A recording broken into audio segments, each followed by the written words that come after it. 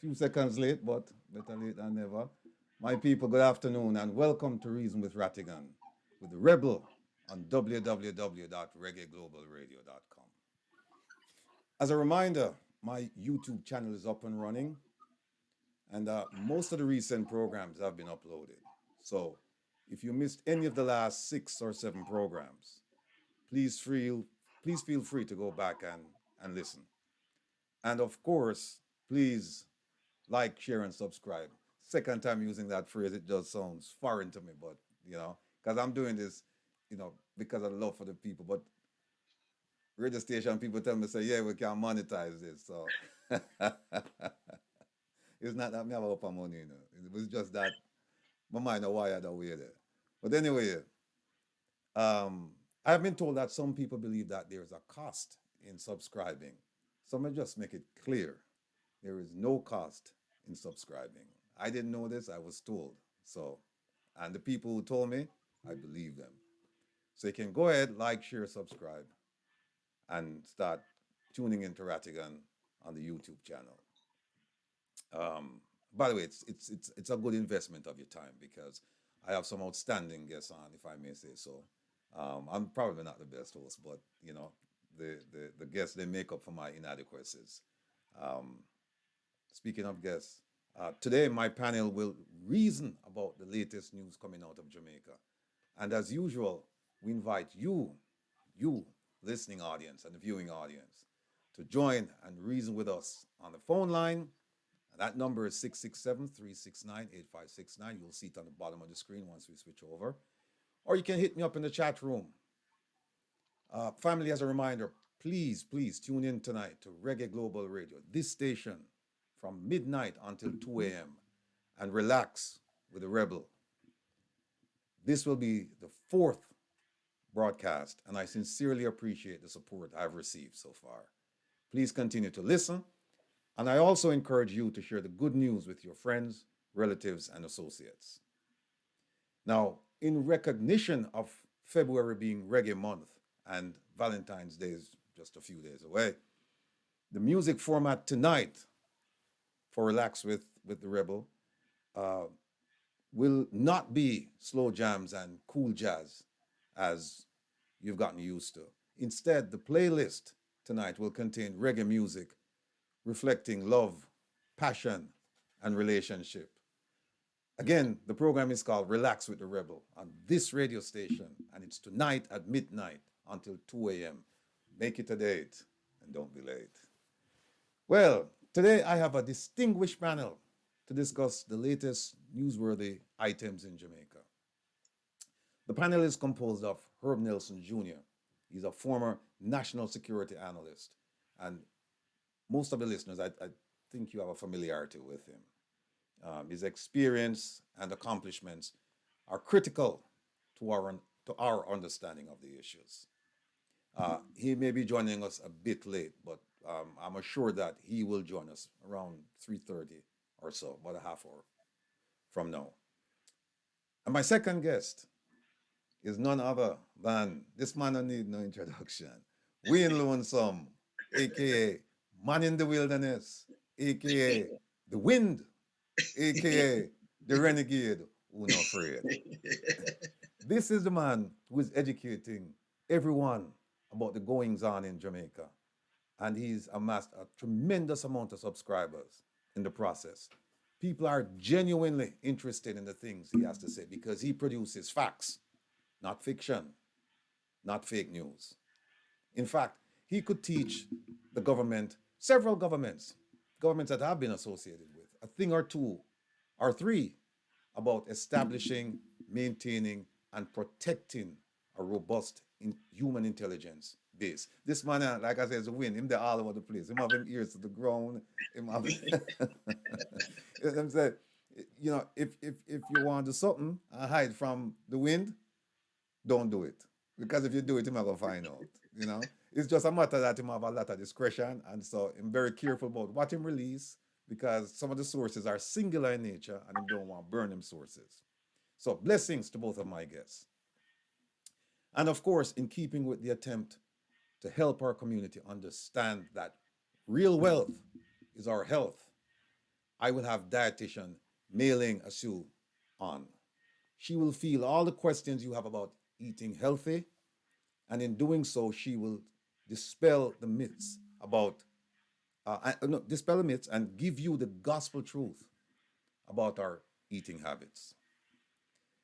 I would like to extend sincere thanks to the medical and dental professionals who have participated in the community awareness on this program, namely Dr. Jameson and Dr. Miles. Next week, I will have a top mental health professional on the program. We have heard that mental health in Jamaica is largely undiagnosed, ignored, and untreated.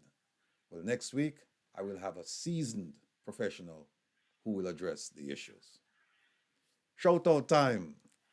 Continued prayers and blessings for Mama Eileen, Papa Trevor, Ma P and the family, Mrs. Nelson, Earl, and Sassy Diva. Of course, a big shout out to my focus group, people like Dana, Meadowbrook Heights, Donovan from Rallington, and Carolyn, Papa Jesus, for keeping me focused on the message and on mission. Thanks to all of you. Big shout out to the Reggae Global family, Ed, Joanna Marie, the Meadowbrook crew, the Firehouse crew, the Rallington crew, the crew of hardworking, dedicated, honest members of the JCF, including the chairman of the Police Federation, Mr. Rowan James. Mr. James, sir, I have an inspirational message for you. And the message goes like this: do not follow where the path may lead. Go instead where there is no path and leave a trail. I'll repeat. Do not follow where there is no path. Oh, no, sorry. Do not follow where the path may lead. Go instead where there is no path and leave a trail. That is what you're doing, sir. Continue to be courageous and determined. And God willing, you and the many men and women of the JCF will get their just due from the government and the support of the community. Updates regarding my attempts to get information from the Ministry of Agriculture and Fisheries and the Ministry of Finance under the Access to Information Act. I mentioned last week that 2 cases have been opened, and I'm waiting on a date to make my argument before the tribunal. Yes, indeed. I will represent. I will represent. I will represent uh, the Jamaican people because, as I said last week, Mama sacrificed so that I could go to school and get an education. And that education is not just for me. That education is supposed to be shared so that I can pull up people who they're in a position that I was. People like from, the thing behind me, the ghetto. And so I'm looking forward to having my day before that tribunal so that we can get the truth about what's been done with the filings that should have taken place with Minister Kamina Johnson Smith, and also the fertilizer. And hear me, I beat about the fertilizer, I beat, but this is what we need. We need a steady drum beat. We cannot beat 1 week and then move on and leave the story. We have to keep pounding, pounding, pounding. And that way we're going to keep the government honest. And that's the whole thing. I mean, if the government is honest and come out and tell us what's going on, we're fine with that. Look, people are going to make mistakes. Governments make mistakes every day. And the Jamaican government is no different. But what we're asking for is that you treat the people right. And when you're making mistakes, as a leader, you come out and you admit to them and you move on. Because once somebody apologizes for making a mistake, what else is there to do except to accept the apology and watch? That's all. So, in the meantime, while I'm waiting for, while I'm waiting for the dates to make my pitch before the tribunal. I've received instructions that I should reach out to those ministries again to see if there's a way to receive the information without causing embarrassment to ministry officials. And that's not my intent. I don't want to embarrass anyone. I just want the information so that I can, you know, throw it out to the public so that people understand what's going on. And that's all a part of holding the government accountable. And the government shouldn't be embarrassed about that. As you're aware, the issues in Jamaica suffer what we call a journalistic death. That is to say, within 7 days, there's a cycle. The story comes to the fore, it runs for about 7 days, and then it's replaced by another story. And then people forget about that story. But, and that's been the case for quite some time. But with this new crop of activists, I call them, including the man in the wilderness, the fireman, and the defender, the stories will be pursued until answers are provided. And it's as simple as that. All the government has to do is just provide the answers. And we'll move on. Stories like Donna Lee, stories like corruption at the Transportation Ministry, stories like the unsolved high profile murders, including the man who dead in the attorney's house outside him door and shot and stabbed and him not hear a peep. Stories like the plane crash at Rocky Point with all the black box. Drug seizures. Stories like the demolition of homes in Clifton, and we don't have an alternative. We didn't provide for those folks, so we destroyed the homes. First, we said that they were criminals, or we attached criminal elements to the neighborhood, and then later on, the government said, no, these people are decent, hardworking people. They're not criminals. So the question is, why can you mash up the house them in the first place? And if you're going to mash up the house, you should have some kind of temporary housing for them while you say you're going to build 70,000 homes on that piece of property. Stories like the location of the Moroccan fertilizer. What's the fertilizer? The farmers I want to be attacked to, The fertilizer come from, and it disappear. Stories like the unexplained and missing COVID funds from the Ministry of Health and Wellness. 400 million US dollars. The Auditor General said they can't, there's no trace of that money. They can't locate the funds, right? Stories like the filing concerning the money spent on Minister Johnson Smith's failed bid to become the Secretary General of the Commonwealth. Scandals including the Ministry of Education. Minister Favour Williams, don't think we forget you, We don't forget you because you are in charge of a significant, one of the most significant ministries in the country, Ministry of Education. You're talking about the present and the future, right? And you hear them say that the children are our future. Well, we want to complete the sentence and say the children are our future. Prime ministers, senators, doctors, lawyers, whatever. We don't want to say the children are our future because you leave it open to say future criminals. We don't want that. So you have to start spending some more time, get the resources. And one of the things I noticed about this minister is that she shirk her responsibilities. She always said, after the funding, it has to come from the Ministry of Finance, and so it's up to them and blah, blah, blah, blah, blah. Look, that's why you get paid and that's why you have the minister there. You have to go fight. You can't sit back and wait. You cannot sit back and wait, Minister Williams. But we're going to get to you. I promise you, we're going to get to you. And the purpose is to enlighten you as well as to advise the public as to what's going on. Because we cannot sit back and watch our future being destroyed. Last week, we started to examine the list of worst performing ministers in Jamaica. And again, we are talking about ministers Chang, Williams, Tufton, and Johnson Smith. We talked about the observer's position that Minister Johnson Smith was the worst performing minister in the cabinet. And I disagreed with the assessment that she's the worst, but certainly she's among the failures. And failure begets more failure.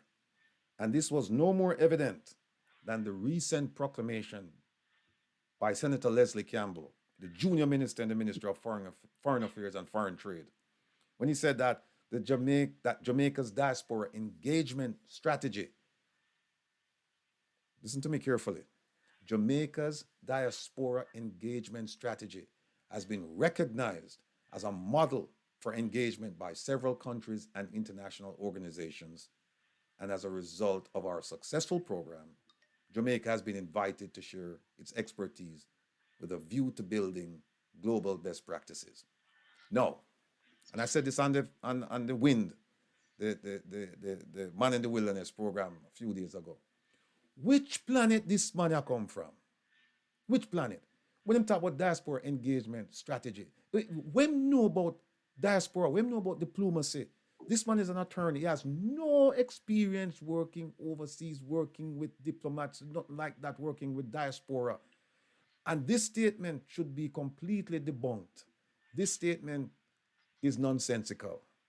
And I, I'm surprised that the minister didn't rein him in and said, no, no, no, you can't make statements like this because it's simply not true.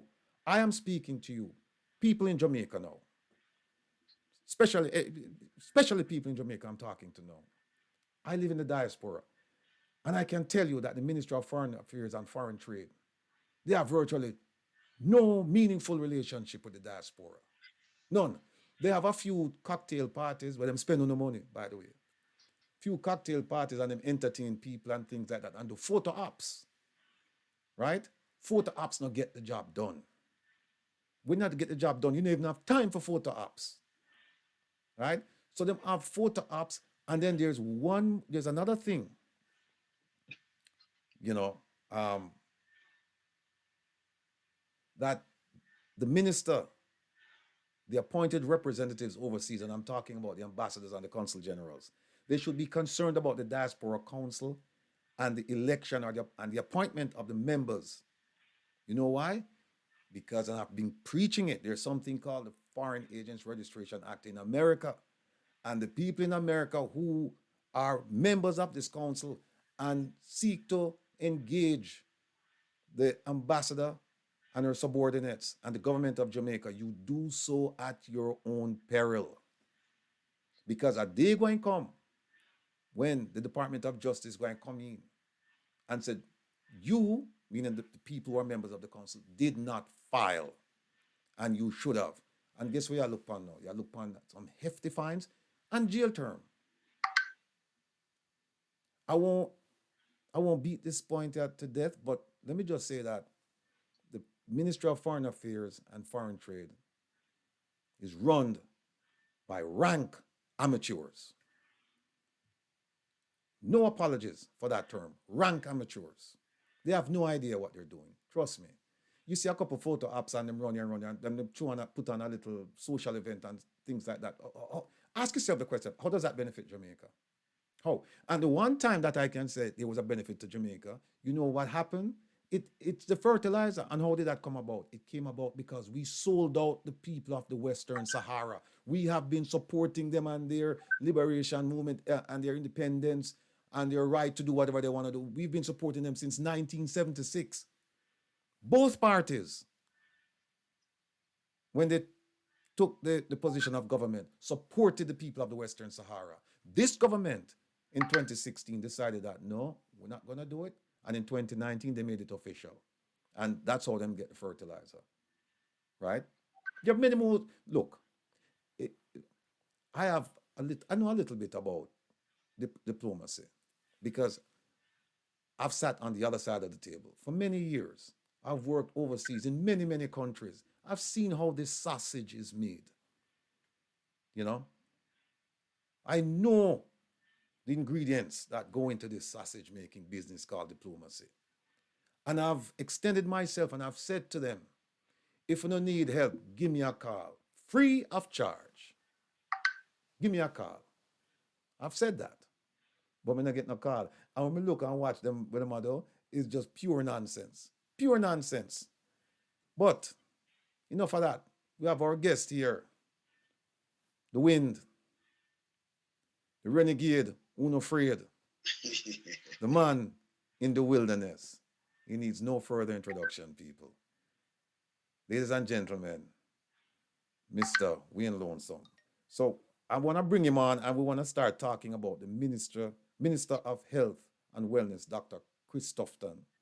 And after that, we'll move on to the SSL scandal and other matters. The Wind, man who not afraid, or renegade who not afraid.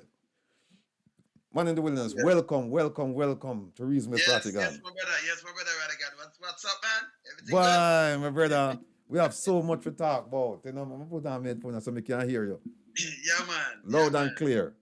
Yeah. You hear me loud and clear. Yeah. Good. Yeah. All right, you just say me could talk about the health ministry. And that's someone with ticklish because I just interview my aunt and a niece yesterday. The niece of our brother in Spanish Town Hospital, right? Some guy chop him up, some caretaker, right? Landlord leader caretaker, right? In St. Catherine there. In St. Catherine, yeah. From November, around the 27th of November, he might chop out some bush and the caretaker is like a bully. You know, you have a yard and you leave a bulldog in your yard. Right. You chop him up. You drop in a fire, chop him up, buck him to one, the other chop off the and chop off some fingers. And drop in a fire, third degree burn and 2 feet. Mm-hmm. Right? 2 feet. And mash him up. Right now I'm still there, doctor. And can you believe me? Him admit right now when the foot still a leak. Nothing. I think them say Dr. Christopher Tufton are one of the best performing minister. I don't know where they get that from. Because they are zero performance, right? In a Spanish town right now, them don't have nothing. The people them have to buy everything. Them begging help right now. Them begging help. The foot draining with mortgage in it. Mm. Right? Mm-hmm. Them have to buy fan. And me as a come on now, if you have a country run, and them claim them must spend billions on health care. My gosh, and the people them must suffer. Mm-hmm. We have to hold them to account. Right? Dr. Christopher Tufton now did come up with a market, market me, healthy eating and wellness. So me gonna ask, oh, you're gonna come up and pay 85 million to this company. No one knows. Right? Connect it to them, you know. Connect it to them and sweetheart and all kind of things. No one knows. Never hear about it yet. But you promote healthy eating when 2 million Jamaicans don't even have food to eat. Staple food are rice and flour. You tell me now. Mm-hmm. Eh? How that work in Jamaica? This is crap. It's joke. Right? Then them come out back and down in Western Jamaica, then spend some like nearly 3 billion now. So them are fix the hospital, renovate, and I know that can done. But a billion we lost this. It's a Cornwall regional. Yes. Yeah. Okay. Then one at the time them a move bed, is like them a move, how much you have bed? Them a move 20 bed for around how much? 20 million, something couple millions for just transfer the bed. Like over $1 million for live up one of these little bed there. You know, transfer it from Cornwall Regional to Falmouth at the time. Mm-hmm. Okay? All right. Go back to Austin now, then you have the dead baby. You remember the dog eat the baby and everything. But when Dr. Christopher Tufton tell you, say, no, me not take blame, you know. I'm going to blame me take for some good things. You understand? Me not take blame. So, him blame the nurse, him blame the doctor, him blame the porter, him blame the patient, him blame the building, him blame the media houses, him blame everything else but not himself. You understand? But what me I say now in a Jamaica, what the people them really want, them want good governance, including health. Because remember, you know, if you have a healthy nation is a wealthy nation, you know, sir. True. And when a man now perform, if you tell the man him now what perform and hold him accountable. True. The uncle that him leave and got you so much thing me gain a one, then me break them down. Okay. Him got rice, producing rice now, distributing of rice. Healthy nation we are dealing with. Yes, sir. You understand? Can you imagine you have it couldn't happen in America, Canada, UK, any one of these places. You have a minister who him get the license, by the way, for import rice and sell it to the nation. And who him get the money there from? Over 100 and add ton of rice. Ton. Remember, 2,000 pounds is a ton, you know? Yeah. Over 100 and ton of rice. Where you distribute and you're the only shareholder and the company you put your son on it. Who give you the license? Or if it be, no, this is more than corruption now, you know. Another nepotism and corruption. In other country, you end up a prison, but not in Jamaica. Because, you know, the government control the police forces and the police state. And this we fight against, you know. You have people who fight human rights, who do human rights work, like myself, like the I, and a couple more of us. We stand up for the rights of Jamaica. Foolishness need to stop. And we need to hold them to account straight up. No two way about it. No, let me ask you a question. My understanding is that the rice even feel I don't know if they call it the Bureau of Standards, but they have a component of the government that they examine food items to make sure that it's proper to eat, right? And my understanding is that the rice is like when I grew up in Jamaica, it's called crack corn. Is like rice where it's not whole kernel. It's rice where your feet fall with. Yes, right? yes. My understanding is that's the quality of rice. Even though they said it was like, they said they described it as a higher quality rice than it actually turned out to be. Yes. And when you mentioned about the corruption, we had this Bureau of Standards and it went through the Bureau of Standards and somehow they passed it. I don't understand how that. No, them failed it first. Them failed it first. Oh. Because them carry it in as A-grade rice. Okay. Yeah, and then but you sell it as A-grade rice, so you get more money for the yield. But too much kernel, so maybe you sell it now B-grade or maybe a lower grade. But then sell it to the highest, A-grade same way. Although you get a fail, but them come through again. Them know it failed, but them pass it. These are the things that we are talking about with Jamaica. And then in a serious note though, you cannot have a health minister while you're a health minister because you have potential to corrupt the whole system. You know, go get me. I don't know which one of your ministry give you. You can go and register your own company and I bring in rice. That means one of your colleagues because they want to sit down in the cabinet. So they make sure you would use to carrying rice before. Or him beat them and get the license for bringing in rice. That alone is supposed to commit criminal act, brother. Jamaica can't run some more. Well, if you hold them to account. But let me share this with you. And I'm sure you know about this, but maybe I'm actually sharing it with the audience. Back at the last JLP conference, the Prime Minister gave a speech, right? I think he was the last speaker. And in that speech, he started talking about the ministers and the ministries. And one of the things he said was that he had received complaints about the Ministry of Health and Wellness and that the complaints were justified. And they had to do with service and a whole bunch of things. Yet, at the end of the speech, he seemed to congratulate Minister Tufton on a wonderful job. That's what you call a left-handed compliment. Him just don't destroy the man and the ministry and then turn around and do the obligatory thing, which is like to say, okay, you're doing a good job. No, we know him not doing a good job. Now, what are your feelings about that with the Prime Minister openly criticizing the Minister of Health and Wellness and also the ministry itself and then turning around and then giving him a left-handed compliment? What you read out of that? Remember, you're talking about the Prime Minister of Jamaica. The Prime Minister of Jamaica is not a true person, not fit for the office, and that does straight. When you go up I call it a pulpit, right? When you go up on the podium, and you go make, you talk to the people, them talk to it straight who want to see a CV. This is what the Prime Minister do all the while, and not just the health minister, our ministry, but him do it with himself. And then them tell lie and then cover it up. So, we trust you. You can't trust a Prime Minister like this. You come and say you're born in a one room. And go up with a great granny, then 2 room. You go up with mom and dad. And then you come and you say something yourself. And you come with prosperity. And you say no corruption because you have to deal with it. Then you come on, then every one of the ministry when we pay corruption, you don't deal with it. So this is the Prime Minister flip-flop style. You understand? So we don't understand him. You sit down, you analyze him, and you say, okay, no, you can't take nothing at all as word this. Because when you see him, he might have just talk to make you feel good. You as the voters, right? But you still him congratulate him. you will never get nothing changed. By the way, you ever see police are charged? Well, one of them get charged. You see him getting a trial date yet? No, them are go on.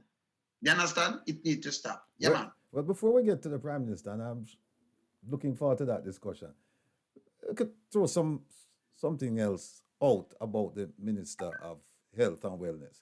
The Auditor General recently did a report, and the report basically stated that, and correct me if I'm wrong, approximately 400 million US dollars, COVID type funds, that it's unaccounted for. Them can't find out where the money go, and that there were contracts that didn't follow the usual protocol.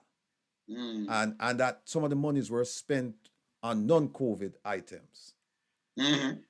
All of this come out, and we don't hear a peep more about it. Nothing more. This is, and again, this is when we talk about the journalistic death, where this is something that directly affects our people. This is not like Ministry of Foreign Affairs and Foreign Trade, where you get into some esoteric discussion and you get into some philosophical discussion and some diplomatic discussion, and the ordinary man in the street, it don't really mean much to him. This is health. Health. What are your comments about that? No, because you see, them want to kill it a complete death. Because remember, most of the media houses in Jamaica, them get bought out, Them buy them in a pocket. I call it in a pocket. Them call them mouthpiece radio, and media houses. Yeah, them not stay like us. You understand? So we keep it real. Now you have something like that. I mean, foreign, these places who do the donation in the COVID time, them a time for them step up and hold the government to account.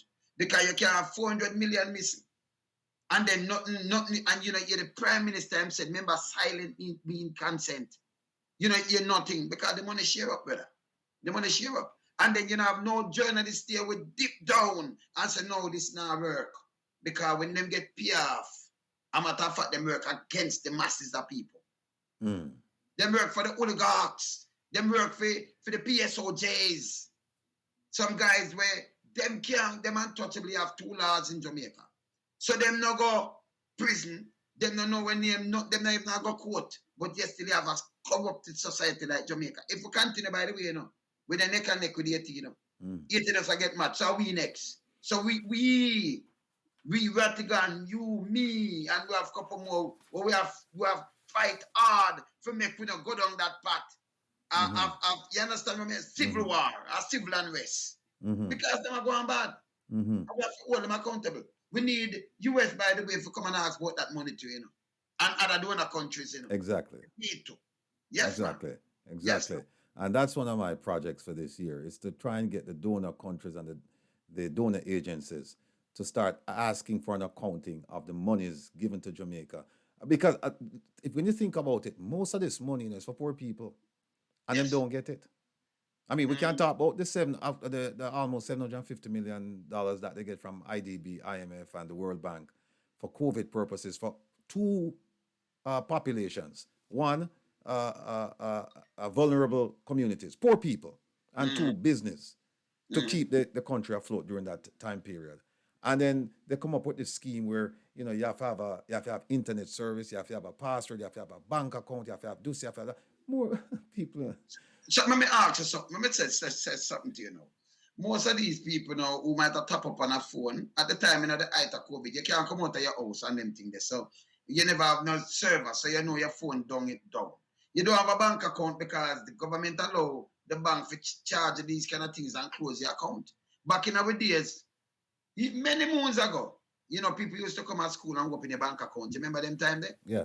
Back in the days. Now, them got them done with that, and the bank people them get rich because the government, they can feed them side, the oligarch side. Now you don't have no bank account to collect no money and everything. They make you for join a line now and get 10,000. So them have a little line, maybe a 2 mile long or something, you and a son, $10,000. And then them have a security guard come and say, and you say, me I give you 1,005. And where you go collect your money? With MoneyGram. It's simple. If you make the people them just have back a bank account and you place the money in there, and the people them that get their money and things, a country can't run like this. You understand? And then most of the people them don't get nothing. Nothing whatsoever. So we have more than in a aid, we get more than $1 billion US. That's more than 100 and something billion dollars. Jamaica. Where the money they gone? It gone. You understand? Plus the money where them borrowed, the 750. Yeah, That's a loan. Billion, you know. You understand? With that there, we have to pay it back though. Indeed. And especially kids. yes. So that's our problem again. No, we don't use it.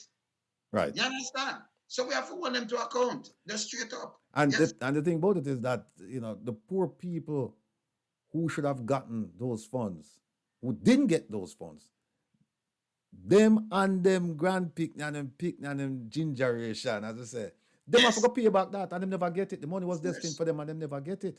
You know, well, let me say something here. Now the chat room, I say we are Winji, big up yourself. Welcome. So the people distracted by struggling to survive to meet the basic needs. We are so glad to get the $5,000 for votes during election time. We forget that we hold the power to hold politicians accountable. Absolutely 100% unadulterated truth. Yes. And then I say where Lisa said rice equals diabetes and you are promoting health. Shall I ask a question? Hold on right there. So what's your name? What's her name? Lisa. Okay. So Lisa just said something right. Rice equal diabetes. But yes, still, the Minister of Health just went to Spanish Town Hospital buy 10 dialysis machine. Them say them pay for 10, 30 million. So we say, we never let that. But anyway, go with that. 3 million Jamaican or one. We'll go with that. And you can tell me, say, you have 300 people with the same dialysis, with same kidney disease. They're on waiting list. And you not have enough. But you go for 10. But if you repair a place, you spend over how much? $1 billion and I don't repair. But if you get 10 for 300 million, why you never buy 300? Spend $1 billion for 30 million. You get 10 for 30 million. Buy 300. 300, it'll come up to like maybe 900 million. Buy 300 and spread it over the hospital that we can deal with the people. Because we staple meal is flour and rice. We staple meal as we don't have nothing nutritious in our meal, you know. It's just a little belly full. I have to keep the acid out of your stomach, you know. For you not get ulcer in a brother. Because when you're hungry, you know, so the acid turn you on and eat up the stomach wall and the stomach lining and you get ulcer. Right? Them now please the people, them and we need for hold them accountable for these things. You understand? We need to. Lisa also made a comment. She said, last week, the Financial Times of London praised Jamaica for its fiscal transformation. And I guess this is a question she's asking. Is it possible that they're using these funds to pay down the IMF debt to look good? But at the same time, they just take out another loan from IMF, my understanding. Yeah, 1.7 billion. Them are looking next loan for 1.7 billion. So no, we are giving them look a problem in it. That's why we tell people to draw their money. Because it don't make no sense. Yeah, so what them do now, them drop the word and say no, you know, the future. Remember, we in the diaspora now. We have to hold them accountable. Because it's not tourism holding up that place. Them can go check it. Because if we don't have airplane for ourselves again. We don't. Them give it Jamaica. So, you know, if you there foreign and you have book for going to Jamaica, you book with an airline, you book with a hotel, all in Europe, you book with the money stays same place. All inclusive. And you just go and you come out and for your 2 weeks and you're gone. Uncle thing them there pay a little tax and them do waiver. Them import them meat, them import them food, them import everything. Then what? I better them keep them place of foreign then. Because if you now come and buy Jamaica or Jamaican food, it don't make what we have offer.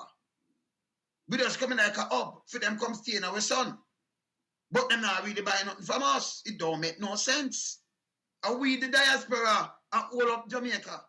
You understand? And then we have to make them know, say, hey, let me tell you that. If the man was spend $10 down there, and a man was spend 1,000 or 2,000 or 10,000, the whole of our money equal to 3.8 billion a year. And they don't know our money, them cannot survive, Ratty. Yes. You understand? Because when them import 4 or 5 billion or $6 billion worth of junk, them going to export $1 billion. So what's the deficit? 5. If it never our money for make it up, Jamaica sink. and them are going like them no respect we out here. We have to put on our foot now and tell the, even the PSOJ will buy the junk. And them are ICI, you know, brother.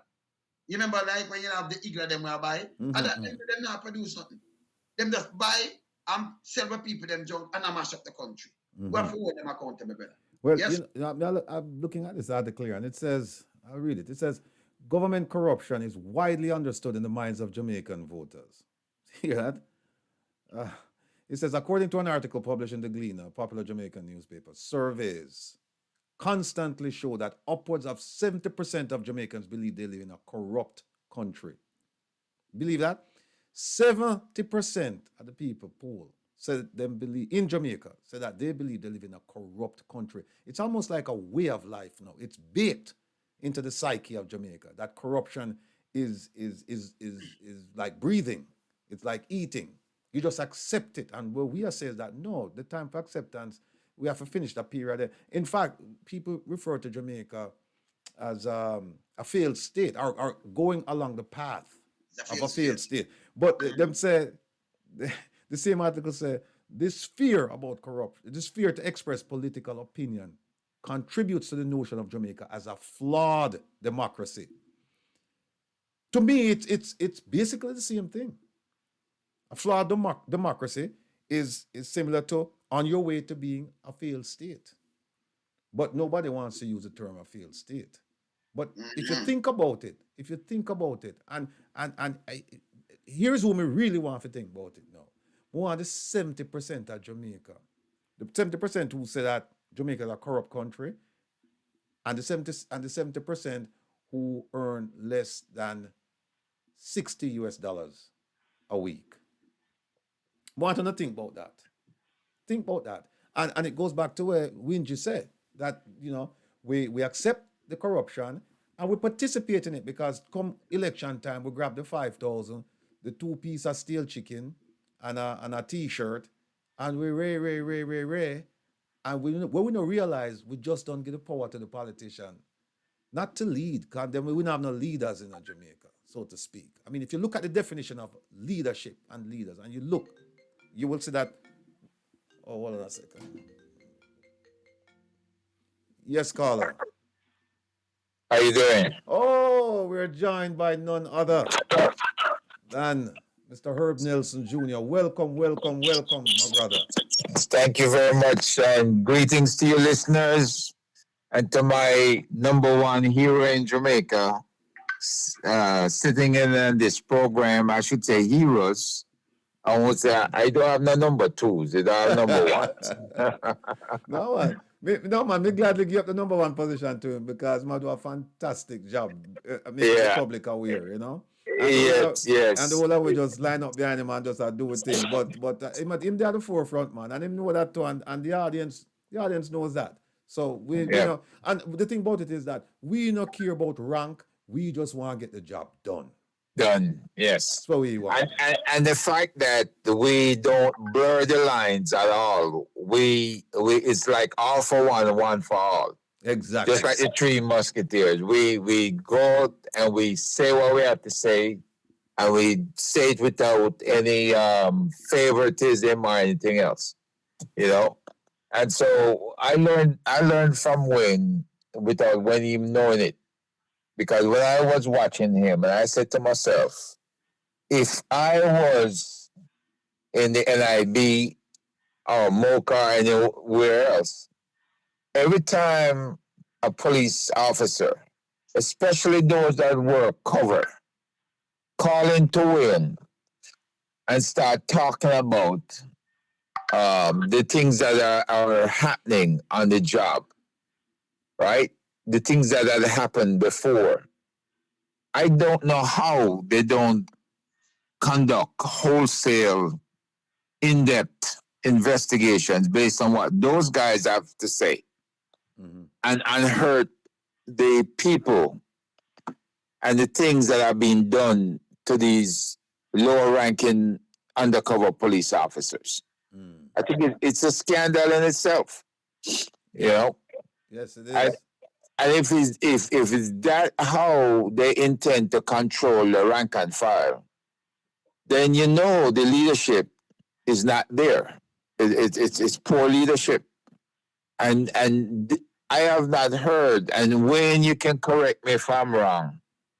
There has not been one person that called in to you and complained of the superintendents or the inspectors or anybody above them been relieved of their responsibilities for for revealing who they are in the undercover world.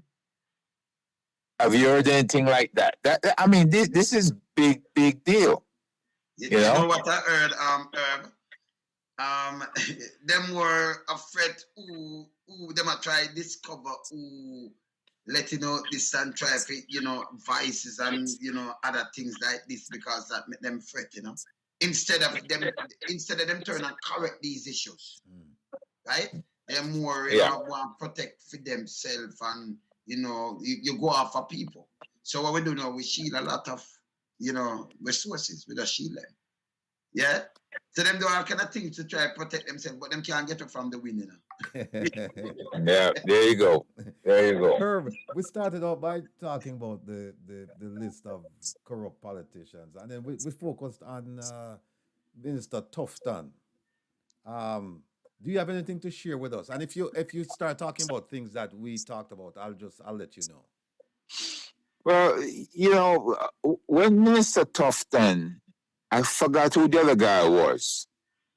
They were maligned by their own party, and they had to fight to get back into the mainstream, right?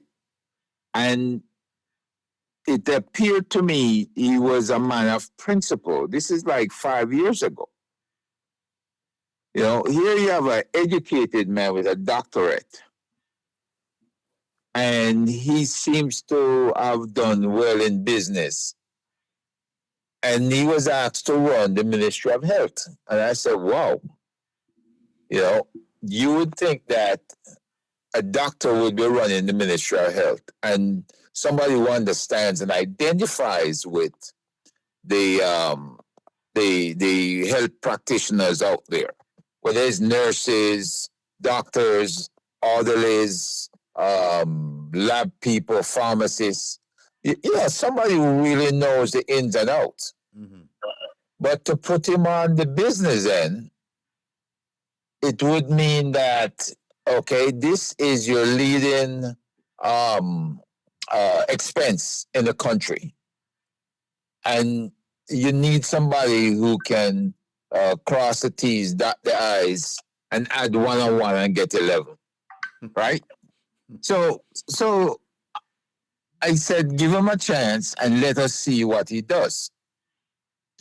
But when you start messing up and you start playing favorites, and the favorites is dependent on who's doing you certain favors, then that's not going to work.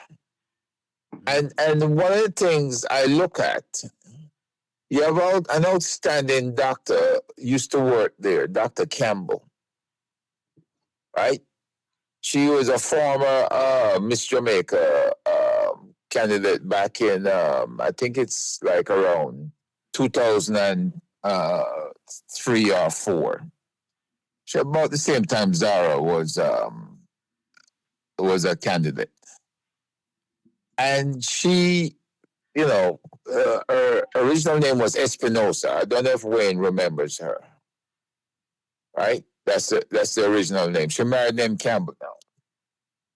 And she wanted to give back to the community. And she worked very diligently under both Tufton and the other lady who was there who ran the vaccine program during COVID. And she criticized the program in a nice way.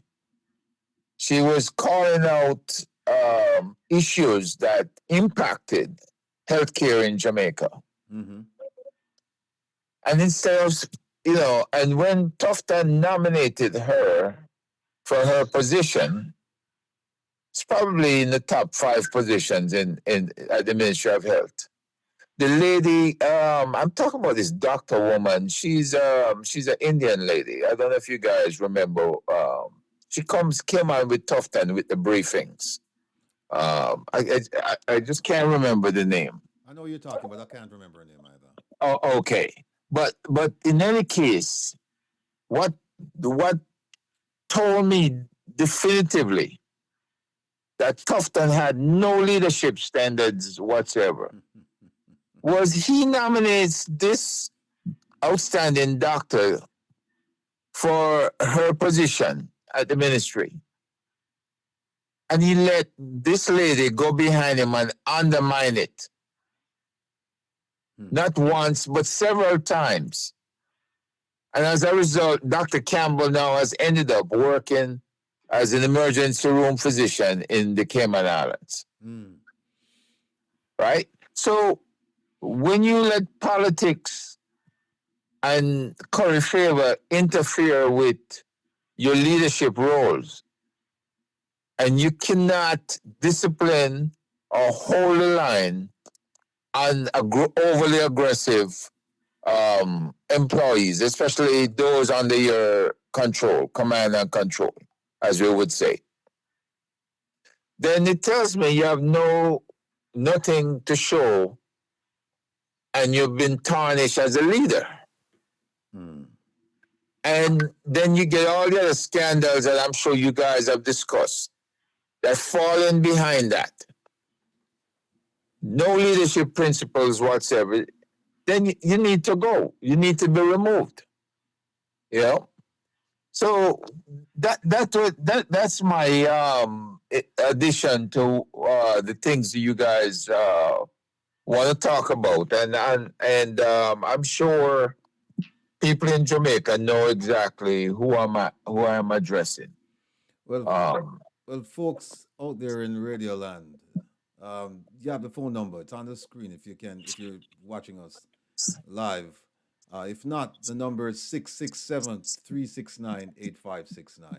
That's 667-369-8569. It's also our WhatsApp number. So give us a call and let us know what your feelings are about the discussion that we're having. Yeah. Also, I see something where Lisa again says good credit equals access to more money, which is true. And that's, as long as you're paying off, you're paying in a timely fashion, you're paying off your debts in a timely fashion. That will increase your credit rating and give you more access to money. It's true.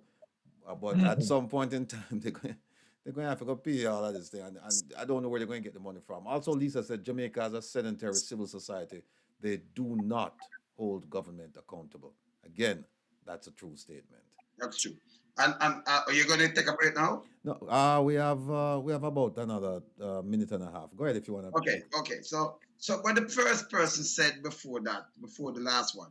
The Financial Times of London praised Jamaica for its No, the one we just said. rise. Good credit equals access to more money. Yeah, but we don't. But what them say about good credit? We want to grow ourselves. We don't want no more credit and money. This is a country running. We now when I look at it, that's like wasteland, right? Instead of we say make up put to farmers them and work. Instead of we say make up put to people them work. We don't need to carry in no Chinese and give them the job. An electrician called me since morning. Told me that he work with the US government. He work in China. He work very qualified electrician. I'm in training in the States. And in them fixing something and in Springfield right now, where Goodyear used to at, the Goodyear big factory. And them say when they married to the Chinese, them they overqualified. Them now look on him. Now we have real trade persons in Jamaica. A lot of trade men, right? With real skills. Them can't get a job. He might tell me this morning, a China drive the truck them. Wow. China drive the truck them. Where them get the license from how them parts say, get fair drive power road. I drive the truck. Up to the truck them. This bad. I remember, just like a Cayman. When they give you a job, they make sure no Caymanian, if a Caymanian want it, him get it over you. I think I saw the country for go back to this kind of way. We can't have so much people, they work minimum wage and some now work at all, but you have foreign people at work on our road. By the way, the road them with them a bill right now are more dry riverbed. Because when rain fall, everywhere it's flood out. Yeah, because them now have nothing at all. Them don't put no drainage and nothing there. And then we have to pay back these money. But if me borrow money from a country, oh, why me I take 100,000 of your people and give them job in my country? So what happened to my people then? I better you keep your money. You understand? It don't make no sense. It can't make no sense. Yes, Rattigan. Yeah, it makes absolutely no sense whatsoever. Um, at some point, something has to be done, and it requires leadership. And we've said it time and time again, and people are waking up to the idea now about that. Hold on one second. I see somebody calling me here. Hold on. Hold on. Hello, caller. Hello? Hi, you're on the air. Go ahead, please. Okay, so I'm listening to Mr. Loneson talking about the Chinese and driving the vehicles instead of Jamaicans getting the job. The question I want to ask, how many of them have work permits in Jamaica? I And can answer how that. many of Because, them that all are right, there in businesses have a residency for Jamaica? That's what make I an want to answer know that. because I know an incident happened in Africa. And when they check it out, the Chinese was beating the Nigerian person for coming to work late. And he didn't even have a work permit or no residency there. So this is something you need to explore with immigration. Thank you. You're welcome. Thanks for the call. All right, so make me just answer that quick no caller. Good question. All right. So me I talk to a lot of my friend them from Pika. The wind they're all about, right? and them let me know, point blank. Most of them never even have permit.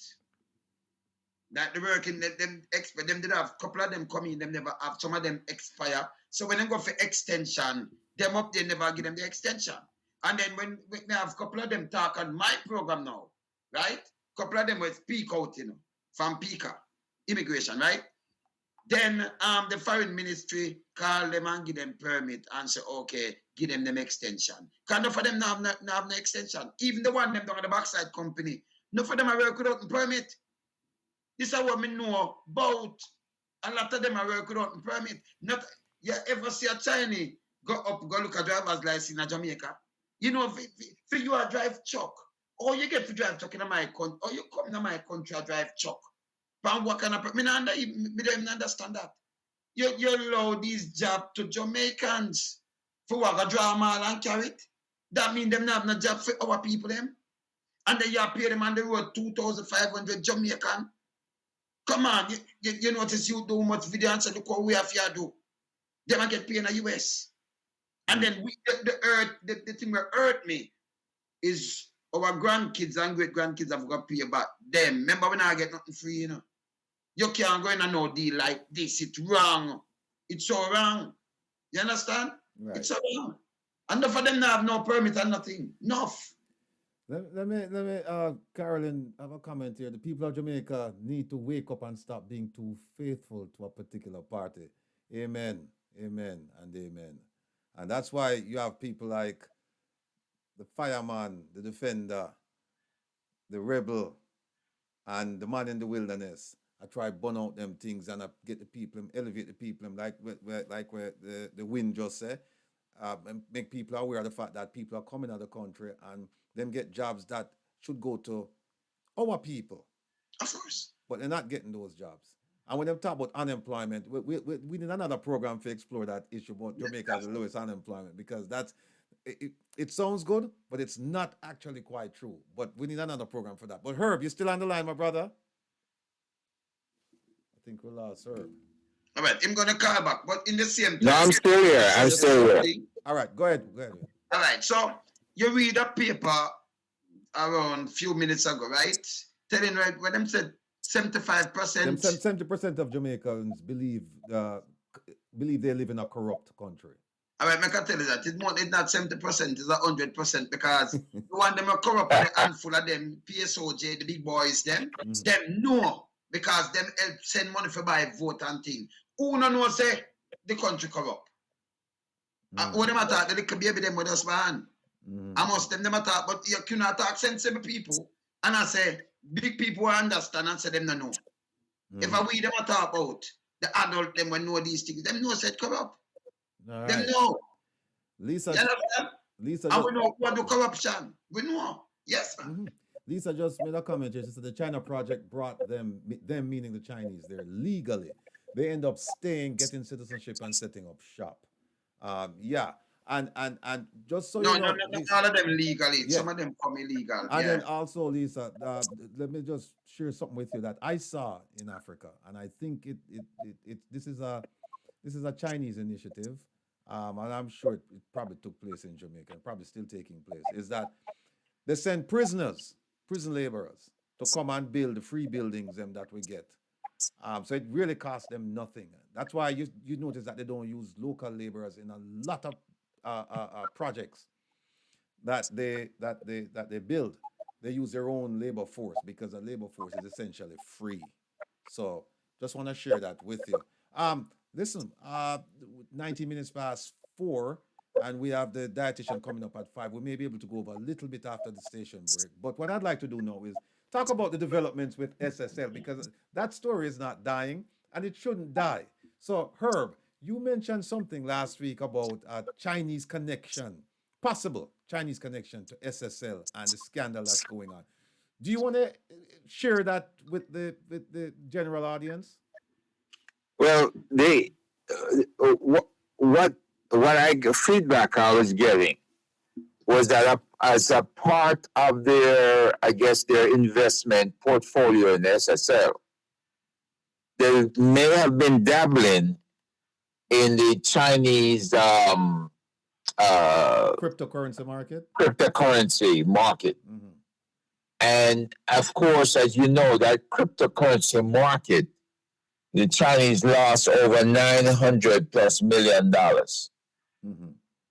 So what they surmise is that a Chinese syndicate would lost a lot of money, and the money that they stole was traced. They removed monies from various accounts. And what we were waiting to get was the layout of which accounts, and did this include the SSL accounts, Mm-hmm. right? Mm-hmm. So they did not release it, and they were trying to deny that there is any nexus to Jamaica. But the word that they told us at first that it possibly involves funds that they might have invested and lost. And again, you're looking at funds that is gone forever. It's Forever. not coming back. Let me You ask. know? Let me ask a question to both of you. Were Were you able to determine whether or not the prime minister's deposits, if they were investment with SSL, or they were deposits for them to act as brokers and purchase stocks for him? All right, so we soon get that out, yeah, because they might try to steal it, but the win upon that case, right? As we said before, when the prime minister came out the other day, never declare nothing like this, and then him come back now and declare it, say, him shut down his account. That's how he turn up like a fire, 2021 as a prime minister. When people in the height of COVID, when people have locked down in them place, you get charged to mass and everything, and people afraid them to know what I want. 2021. Him have time a lock down an account. Okay? But a matter of fact, him opened that account 2008 when he was education minister. So we want to know how much money you use and you invest in this account, because we know say at the time the money you take that bring it was like, because the US never divided like this. So you used to get 60,000 US for your pay at the time. Because remember the Jamaican it did stronger, right? The dollar did stronger. So it worked out to like 60,000 US at the time. Now you don't work all this, right? But you can do so much things. We are talking about bills, invest in that, do this, do that, and all kind of things. And you must have a piece of money, because it could be a $10,000. Have 100,000 that you will want to close that, so have $1 million Jamaican. You want to know where them have, and this is why the FSC never even intend to wind up for clamp down and withdraw the license from SSL. Because remember, the oligarch have them in a pocket too, You understand? That is Crosby, right? You Crosby and him son Mark. Them have them in a pocket. You understand? And that SSL place where them wash a lot of money. People for know it. You understand? Mm-hmm. You see even both money when the money they reach, they didn't take it out. A matter of fact, in 2009, me show you documents, right?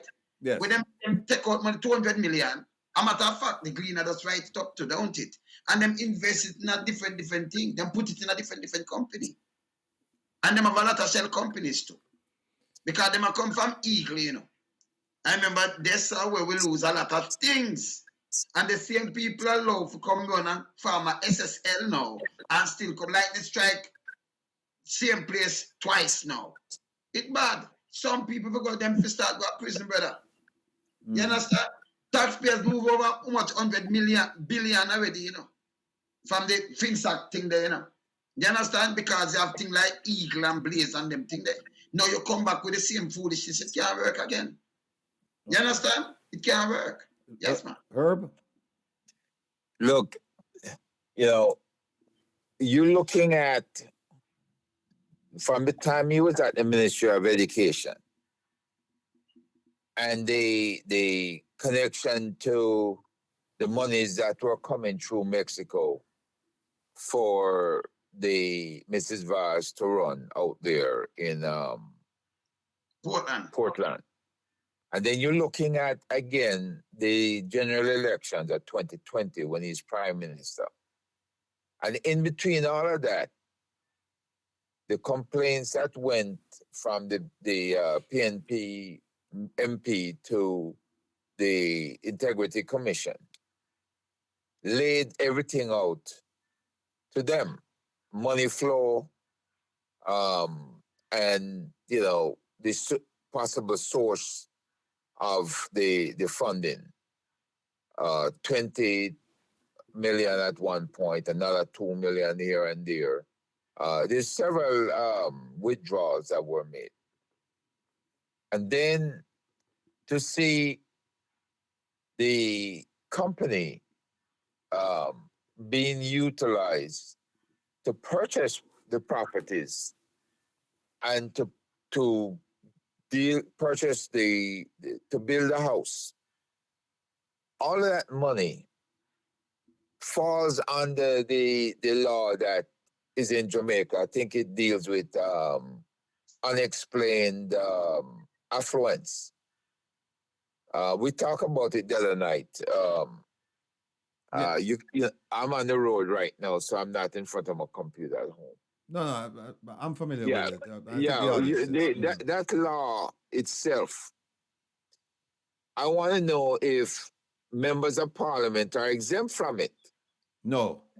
Because if you can go after a young person or anybody for that matter, all the houses you've seized, the cars you've seized, it's all laid out because of unexplained affluence. The income is not annotated through the tax office as being legit. So if you're getting this money from an unexplained source, then naturally what's good for the goose is good for the gander. You should be, those properties should be put in some kind of escrow until he can file a proper financial statement or financial status with the Integrity Commission and with the NIA. And NIA has sued and have been probing this for the longest. And it's unfair to take other people's properties when you give exemptions to the Prime Minister himself. Yeah. Let me throw something out there. Because somebody made an issue of this last week, one of our callers, and I wish the caller would call back so we can complete the conversation. But The caller said that, look, for the prime minister to invest and withdraw, it's perfectly legal. There's nothing wrong with that. And I agree. And we are all in agreement. We're just talking about the timing and the fact that it looks suspicious, right? Because when the letter came to the last letter that went to the Ministry of Finance, and then a few months later we see where the money is withdrawn. But let me just touch on something you mentioned here. Uh, the Prime Minister went and he established a company in St. Lucia.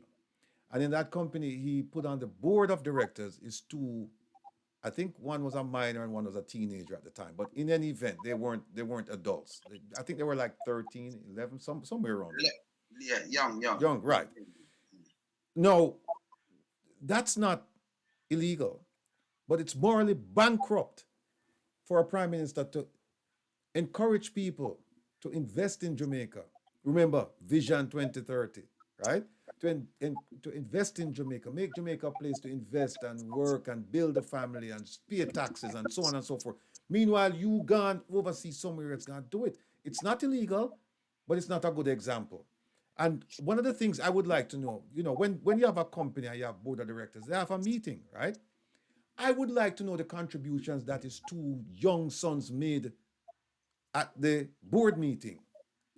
I'm curious to say that. I'd like to see the minutes to say what what the two young owners, what they said, what they contributed to that company.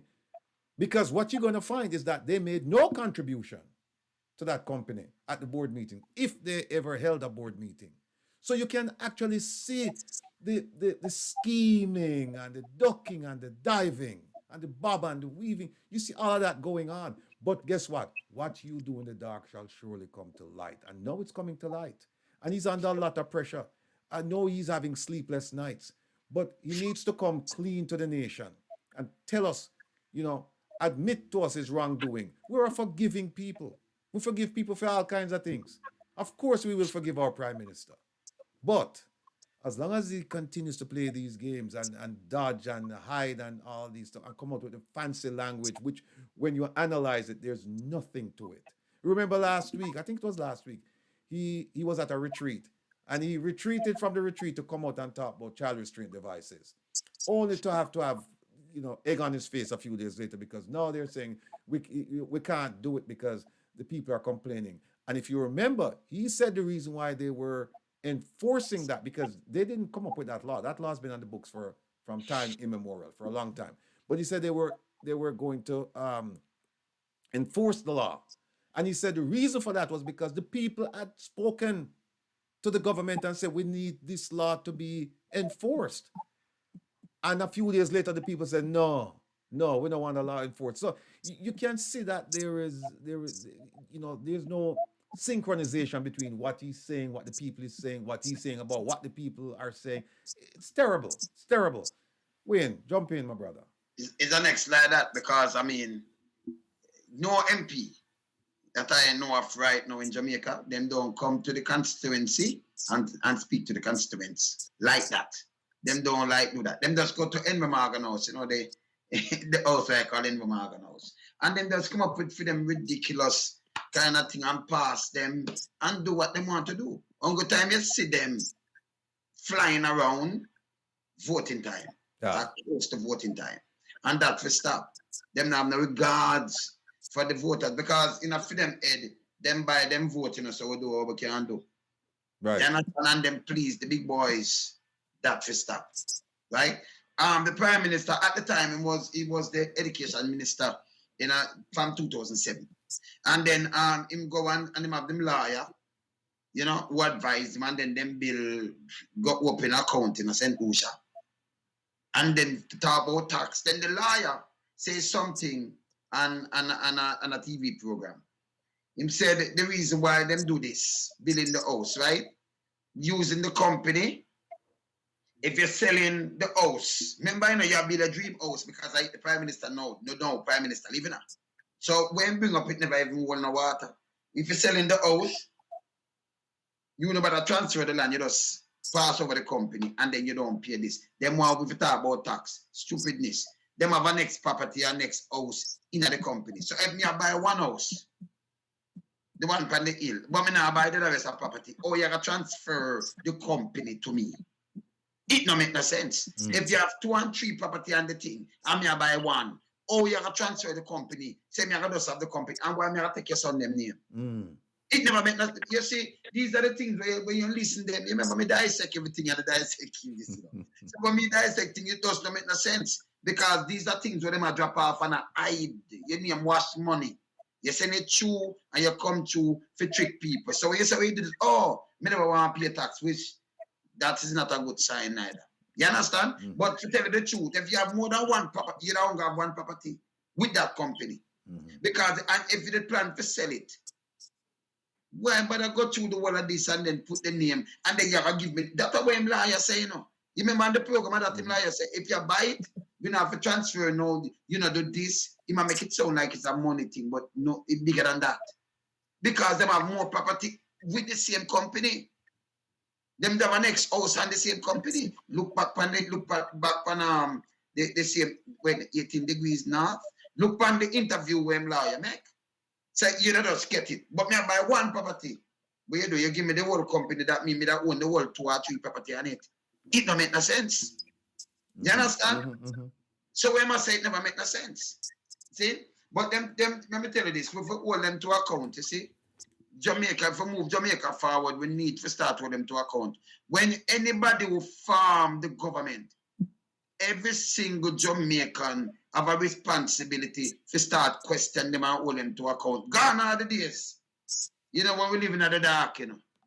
You understand? Information at your fingertip. And you don't play politics when you play this thing. You hold government to account because tell me what, when you win and you farm a government, remember you have 2 parties, 2 major parties. But when you farm a government, you know, yeah? It's a government of Jamaica, you know, have no rubber stamps of government of PMP or JLP, no better. Correct. It's a government of Jamaica. And you have the opposition. You understand? You have the people opposition and people in government. And no government fee, you victimize nobody. So this and because you spend everybody money. Everybody have money tax. So you don't come and make some speech where it hurt me. We are Jamaican. You will have a granny and she vote JLP and you have a grandfather and vote PMP. And your grandfather and your grandmother them same way. Even your neighbor, them can't make me eat my Jamaican people, you know. You understand? And we can't sit by and watch the big boys. Them are rip Jamaica wealth. And then, you know, the poor and have not, you trample them and stepping at them head and stepping at them shoulder and sink them. It can't work no more. Yeah, we have to be the vice of the viceless. Okay. Yes. Lisa just mentioned, she said the timing is questionable. Also, 2 teenagers on a corporation is suspicious. Why not his name? Did he disclose his foreign assets? Unethical. We're still waiting for the answers to some of the questions. And them never was even teenagers, they was young kids because them not so old. They must have been like, just to call them bad. Them was like little, them was like kid. Yeah. Under maybe under 10. I want to see the minutes for that corporation for the board meeting and see what kind of contribution they made, you know, because this thing just look funny to me. Herb, you still with us, my brother? Herb. I'm still here. Yeah. Anything else to add on the SSL saga scandal? You know, we were playing devil's advocate the other day, right? Because the big deal when everything started was that Bolt had lost $12.7 million that was in his account as of the end of October. This is how the news broke. And yet still, when the accounting came out, it is demonstrating that he opened the account in 2008, and 8 months after, April 2008, 8 months after he opened the account, money started going out, being withdrawn. And it continued all the way to 2017. There were quite a few withdrawals. And his manager, his money manager, his name was instrumental in signing documents which he now denies it wasn't him. But my question to him, in playing devil's advocate, why would you sit there and have them manipulate your money in your account? Take money out, put money in. Take money out, put money in. And then claim you had $12.7 million at the end of October, which was inaccurate according to this new accounting, according to what was revealed, publicly revealed. The question has to be, what role has Bolt been playing? Keep in mind, met Zachary Harding in 2008 when he was over at the China for the Olympics. That means he, at least one of the CEOs he was in touch with very early, around the time he started his account. It's difficult for me to see where Harding didn't play a role in Bolt opening up that account at SSL. Mm-hmm. So none of the things, you can't claim ignorance of the law when you find you violated the law. And I'm not saying he violated the law, but to sit there and have them play with your money. If they were investing the money, taking it out, putting it back, take it out, put it back, and he is a silent partner, doesn't say anything, then you can imagine if it turns out that when they try to put it back and they lose the money, whether it's the Chinese cryptocurrency or wherever they lose the money on. Mm-hmm. And then all of a sudden now you hear that he didn't know what was going on. He doesn't know anything. 2008 to 2022 is 14 years. No, Herb. Yeah. In 2008, when them take out the 200 million, him never have any money there is 2012. So 2008, when them take out the money, them put it in the ICE company and trading companies. So Gleaner carried that story also. You understand? So them turn it over. Money them put in a three companies. Three companies, yeah. Yes, right? Yeah. And then 2012, when them put this money there, them start dry it out. But tell me what now, we're really evil because them giving you statement. Them not giving a statement because the last statement of October, somewhere around there, 2022, you have 12.8 billion. So them give you a statement, you now if you not draw the money, and people are give a statement. Remember, the FSC said them give a lot of people statement when not go so. Them inflate statement, them put on zeros on your statement. So if you get 12, them get 12 million, but we there 12,000 you have left there. Then just add on some zeros on it. So if somebody will get statement on you, say your money all right in time, you feel good. Them a do all kind of thing with the thing. Them a turn it over and do all kind of things with it. You understand? Yeah. So if no. You see, here's the other thing. It's like don't you pay taxes on your capital gains and all these other accounts that you hold in Jamaica? Whether it's with SSL or with Sagicor or NCB or any of these other. Once you make money, aren't you supposed to be declaring it in your income tax and paying taxes on it? We want to see that. We want to see that because that means if them giving you the statement, because the FSC say that, them giving statement, right? So if Rattigan get a statement and him say, well, I'm at 50 million, when I question them, him feel good. Him declare that too in a film statement thing. Me get a money, me have a 50 million and make grow this and that. So use that to make up film thing for a 5 film tax. So that, have no problem if I get a statement. But that not make the statement right. Because enough people get them statement, it's never right. Because the last one with them get, that's why them say them want this money. But when them go check it now in a real life, and the FSC say these things, them inflate some things when them check it. That's why them not withdraw the license. But we see why now them never withdraw the license because if you have who on the board of FSC, Mr. in a campaign, then the Prime Minister have that there, so then who gonna shut it down? Who going to shut it down? No one. You understand? And Yeah. them never want this blow out of proportion neither, you know. Because it get out, the genie get out of the back or you tame it. The only Oh, thing yeah. with the tax thing is that I'm not sure if it's one of those things where you pay taxes when you withdraw the funds. So you can But you never- declare it. You can declare it in the account. But you That may I say, Yeah. so if you get the statement, you just use it and declare it. right. So but for as long as you get some statement, you have some money in your account and you get your statement now. You're not going to the bank, go look on that or go do nothing at all. No, it ain't a tax and everything. So you get a statement and you are grow. You feel good, you don't have to touch it yourself. I'm old age pension this, so why me I grow? Me nice. So you get it. You don't expect them to put on some zeros on it. You don't expect to see 12,000 on it instead of 12 million. You're right. 700,000. So them zero it up. No, you know, one of the things that's fascinating about this whole thing is that the we don't have, to date, and to the best of my knowledge, we don't have a complainant yet, right?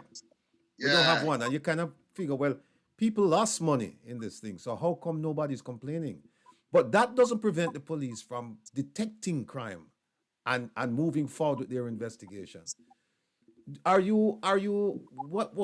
do you think is the reason behind no one coming forward publicly so far and Alright, making a complaint? So all right. So even if a lady come and give a swear statement, said, listen me, I do this and that. Remember, you never get a chance to go in your account to check it.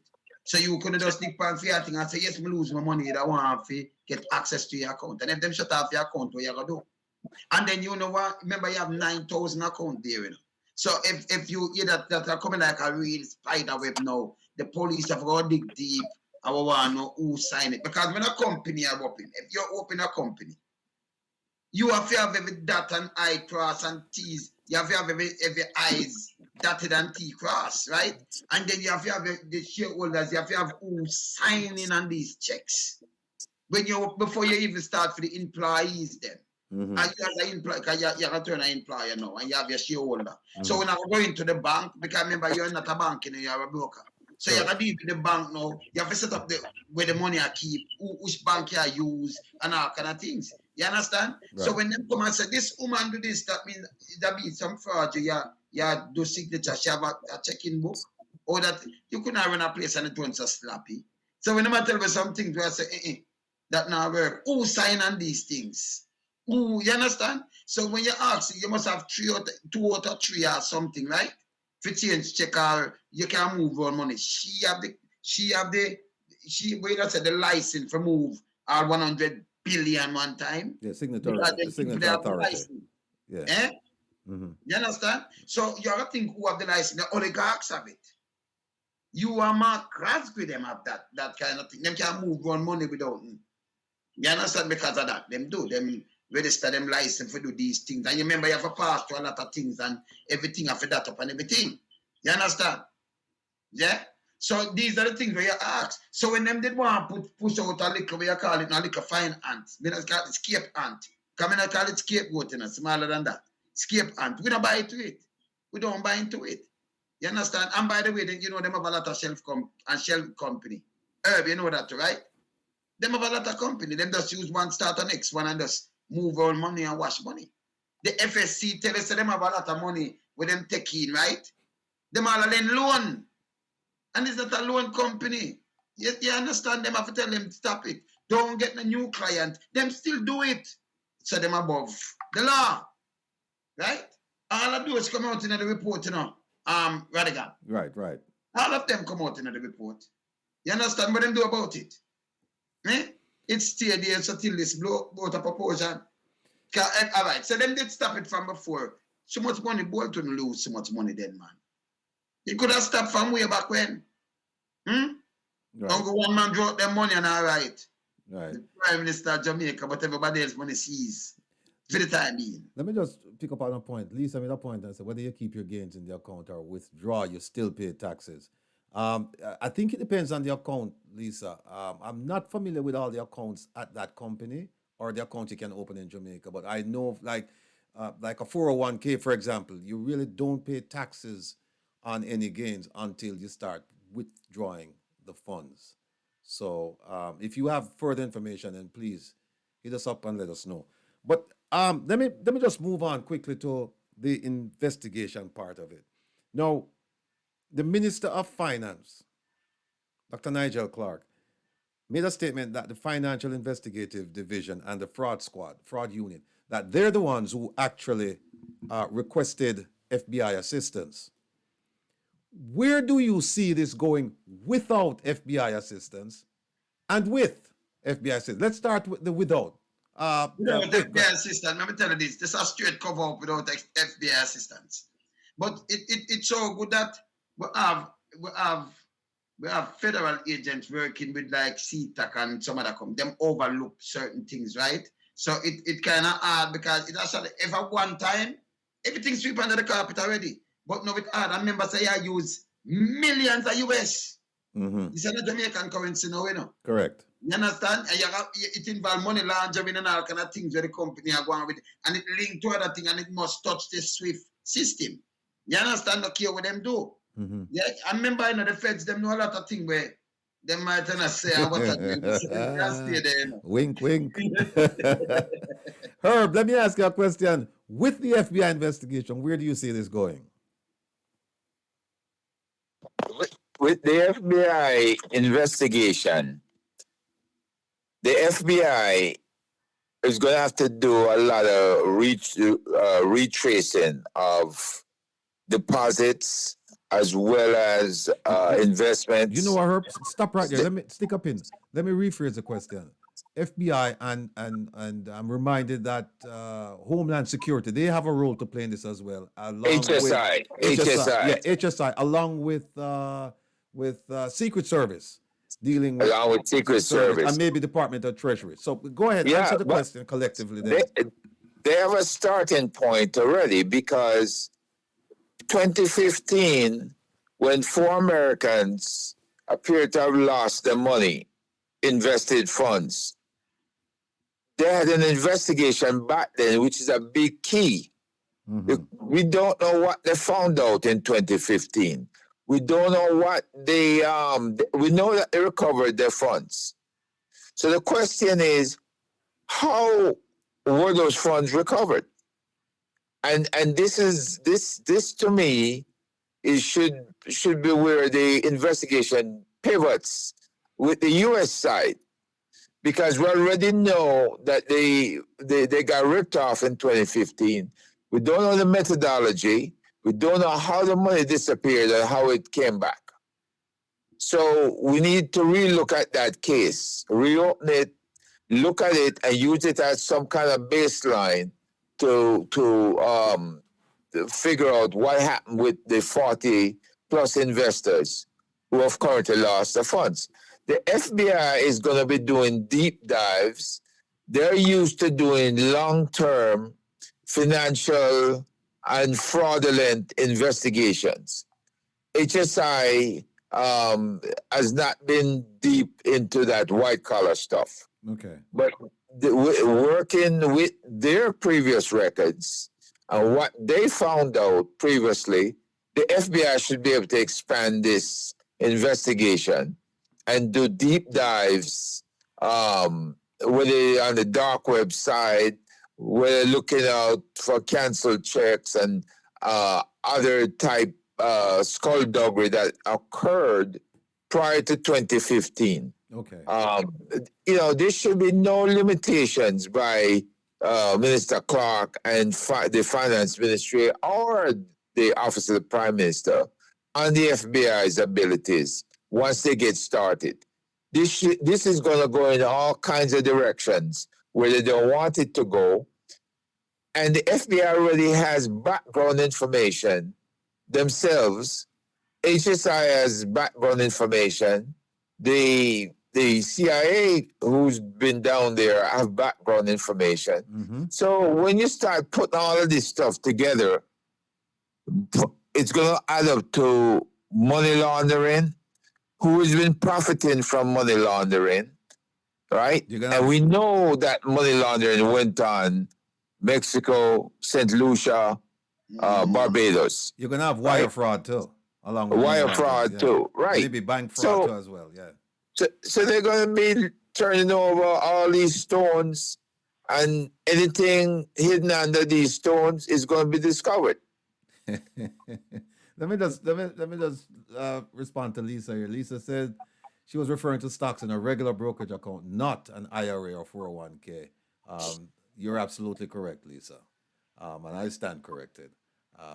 In fact, I wasn't even sure of the accounts that they have that these people operate. And the reason why I say that is because so many shenanigans were going on that God knows what where the money went. But you're absolutely correct. Spengshell. Yeah. Let me ask this. Yeah. When the Prime Minister shut down his account in 2021, has he since declared any kind of capital gains or losses or whatever in 2022? Well, to answer that question, I think the Integrity Commission, they're still waiting on stuff to come in because that's why they can't verify his financial disclosure, because there are things on that piece of paper that are pieces of paper that he submitted that they're just not adding up. Plus, I'm sure they're probably I'm quite sure they did their own investigation and came up with things that weren't reflected on those documents. So they can't match what is reported with what is actually owned and operated by the primes. They can't match it to them. So that's why there is no verification so far. And I think the verification spans more than a year. I think it may be like 2 or 3 years. Let me just say this quickly. Ed Spengshell, she said, the question was why, and no read it no patwaya. The question was why nobody no come out and file a complaint. Lonesome make a point that maybe the SSL locked down people them account, but that still shouldn't block the customers from viewing their accounts online to see the deductions, movements, right? Is that's a question for you, a man in the wilderness? Yeah, but as I said before, remember, I said the finance minister the other day, because them that try wind up the company. You know that, right? The 16th at January. And the finance minister put them, FSL, them put a block to that. And then them deny it. And then you have you Crass, we come talk for the first time, and then they want to fling something to the small ant. You understand? Get them up to something. No, when them you see through them have to do deep investigation, them want to make you come draw money like that. Them have to get through the whole of these things because it's a crime scene, you know, better. True. So me can't go make you come draw if you'd have 100,000 and this and that. You'd have to go through the whole thing and see what get touched from when I get touched. So you have to put a whole on it. I can't tell you something. Me have something here, but me not ready to release it Give yet. me a piece side, man. With the bank. With the bank. Yeah, because it has shown me what kind of bank, which one of the bank them in it. And then, well on. Because when we want is run through the board and we want to sit good up on the board and everything. Because you notice them release the bank who deal with the money yet. But what I want to know is that the bank right now, it now release nothing more than 70,000, under 70,000. And you can't put no money in and do some little things right now at that bank. So, me soon come talk about that too, you know. I know my thing them them up properly, you know. Me know before you come out to verify everything. Well, let me ask you this while you think about that. If you share a piece with where you go, hold on on it for tomorrow night. I mean, I understand if you hold on on it for tomorrow night still. But here, a brethren of mine him ask a question. Is SSL a public trading company on the Jamaican Stock Exchange? Yeah, them up on the stock exchange. I think them up junior stock exchange. Them up on the stock exchange. Them use the stock exchange, of course. All right. Yes. I think that must have ceased to, some stock exchange thing. Must be junior stock exchange. Up on the stock exchange, one of them. Junior, one of them, yeah? All right. So them do that. Yeah, yes, man. So the answer there, Patrick, is yes. The SSL is a publicly trading company on the Jamaican Stock Exchange. Yeah, I think the junior stock exchange are the other one. I will find out for you. I'm going to tell you right now. There are a Them couple both of things I wanted to talk about, and I know mailing is waiting in the wings. But I saw a video recently, today actually, where them fit the police, outfit them with bulletproof vests, and that I think is as a direct result of the pressure we've brought to bear on them regarding the money that the Ministry of National Security was in possession of and just wasn't spending, right? So now the policemen they're getting bulletproof vests. To the government, thank you very much. It's been a long time coming, but it's here, and we want to thank you. No, while you do that, while you're on that, don't forget cars and weapons and remuneration and pepper spray and body cams and all the other things. What we're gonna do right now, before I run through the list and run right into the commercial break, we're gonna take a commercial break, and we will be back, folks. Stay with us.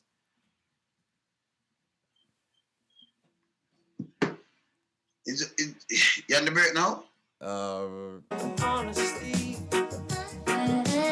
Honesty. When you say honesty.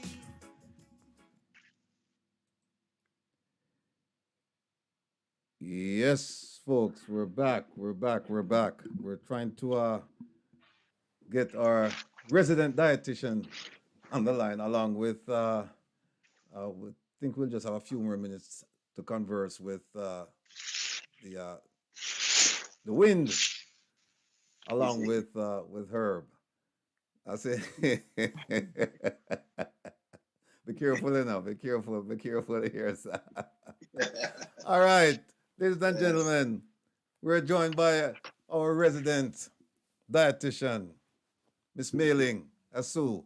But before we talk to Mailing, what I'd like to do is just finish up the last point I was making about the bulletproof vest, and I mean they're providing them. It's way late, but like the wind, the man in the wilderness just reminded me that while you're applauding them for providing bulletproof vests, albeit years later than they should have been provided, don't forget that policemen are still taking taxis to respond to citizens' complaint in some parts of Jamaica, which is terrible because some of these same taxi men that they're asking for a ride to respond to a robbery or whatever are some of the same taxi men that they've been issuing tickets to.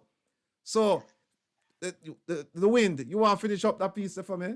Yeah, yes, man. So it does came out, a lot of police, and you have other police come. You have a detective inspector talk to me, said it's a common assault, it's a common thing. We always do these things, right? No car, no vehicle to move, right?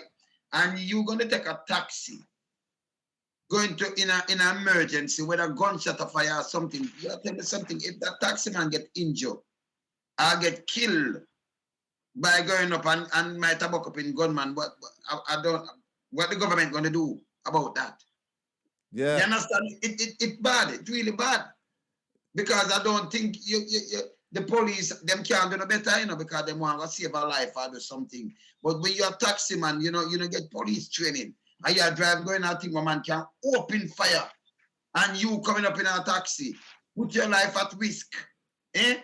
Yeah. It's really bad. Yeah. It's not a good idea neither, No, it's not a good idea. Herb, you want to jump in? You have something you want to add to that? Yeah. Well, my question is this: who, right? Because we know that there are several taxis out there owned by senior police officers. We know about the scandal with the former commissioner of police wife that was running taxi service and had the young constables them driving the taxis while they're supposed to be on duty. Right? I've seen with my own two eyes police escorting taxis around traffic so they can free up the taxis to do whatever mission that they were on.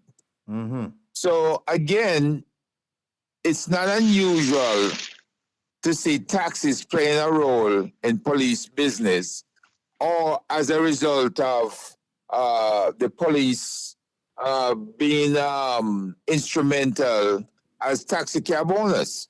Right. So, who's benefiting?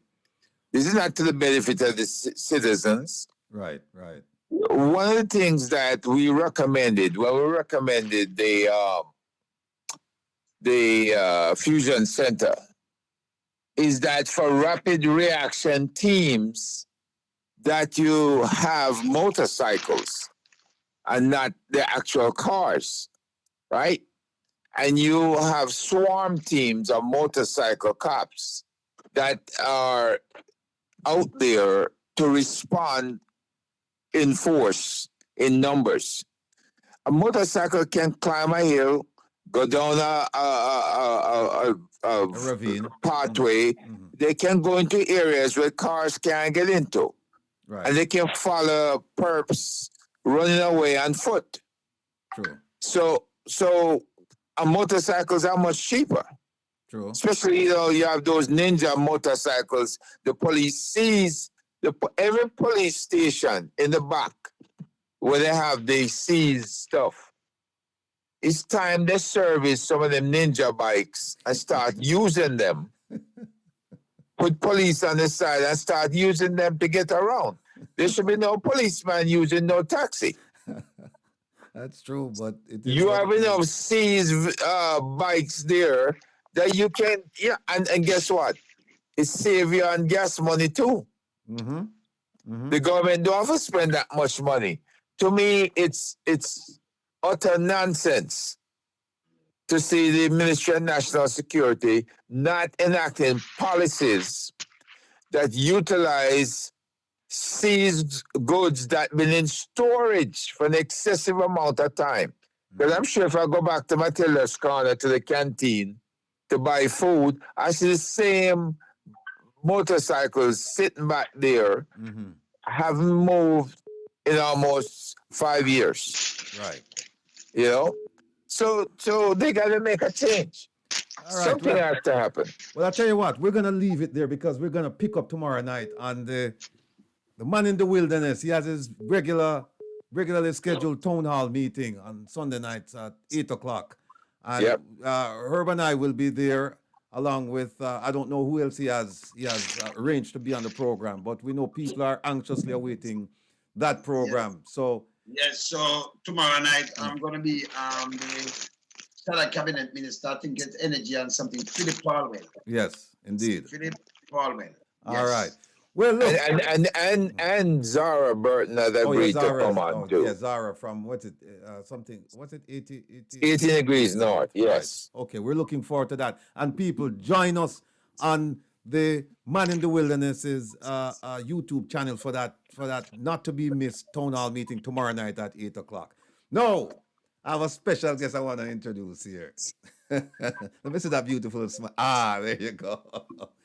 This is Mailing Asu, a dear friend of mine and an accomplished dietitian. And so she's agreed to come on and give us the benefit of her experience, her knowledge regarding dietary issues, how we should eat, because we have a problem in our community with diabetes and high blood pressure and all of these things. And I believe that they're associated with the way we eat. So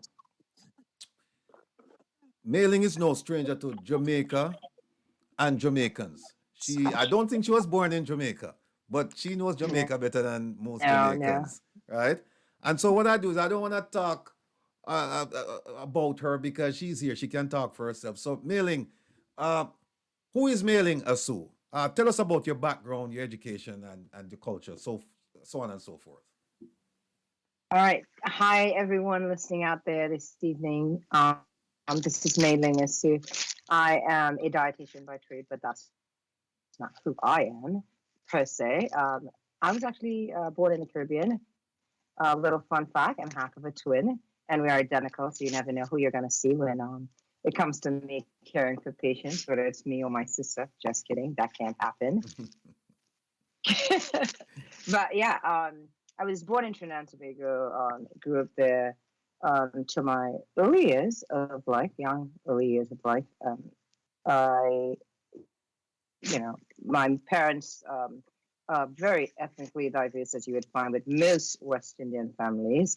My mom, on her side, is the Venezuelan Latin influence, and from her dad, the French influence, and on my dad's side, we've got the Chinese influence. That gives a little bit about my ethnic makeup. I always get, "You're not what I expected" when someone walks into my office. And I said, "Well, who were you expecting?" And they usually tell me, "Oh, a short Chinese lady." I said, "Well, would you like to go find a short Chinese lady?" But, that is just all of not knowing what to expect when you have a name like Ming Ling Asu, right? So my dad is the Chinese influence, and that's where the naming sort of convention comes from. And, one of the advantages certainly of growing up in a family so diverse is certainly I have the advantage of lots of ethnic cuisine coming from so many different sides, and sort of like finding this place that I've wanted to meld it, sort of my love of cooking and my love of caring for others. So how do I find that space? And so that took me to the didactic program at Morgan State. That's where I started, and from there I went on to Howard University. At Howard, I did my rotation, my training, most of my training. I also did. I taught classes, intro to dietetics. I also took students on their rotations through the hospitals, so supervising that they will be the next crop of dietitians ready to be put out into the world. I have to say that you're going to say something to me Now, I was there, just going to Will? ask you if you're finished with the Okay. background, and it's quite interesting and diverse, as you Yeah, said. yeah. But I came from there. I went on to GW, and I did an MPH at GW for education.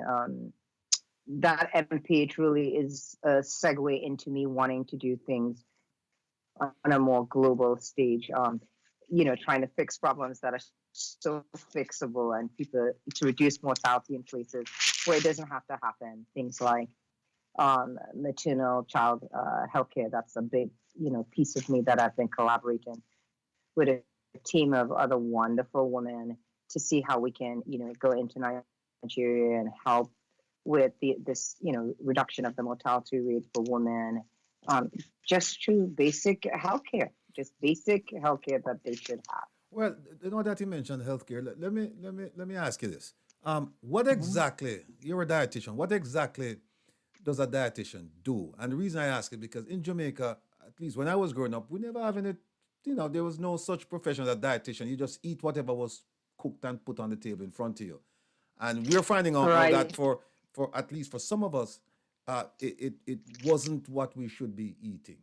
So what exactly do you do as a Still dietitian? to today, it's not one.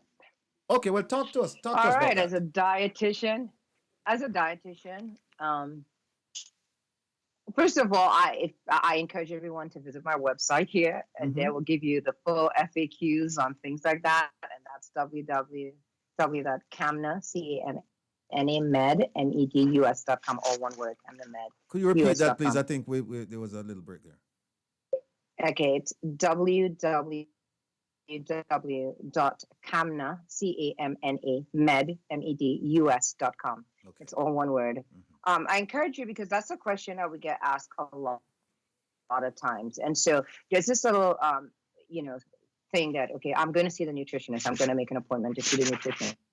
And it doesn't bother me either which way. All we can tell you clearly is that the nutritionist cannot be called a dietitian because we do more of the medical training to be able to understand systems. So we can treat you from a medical nutrition therapy perspective.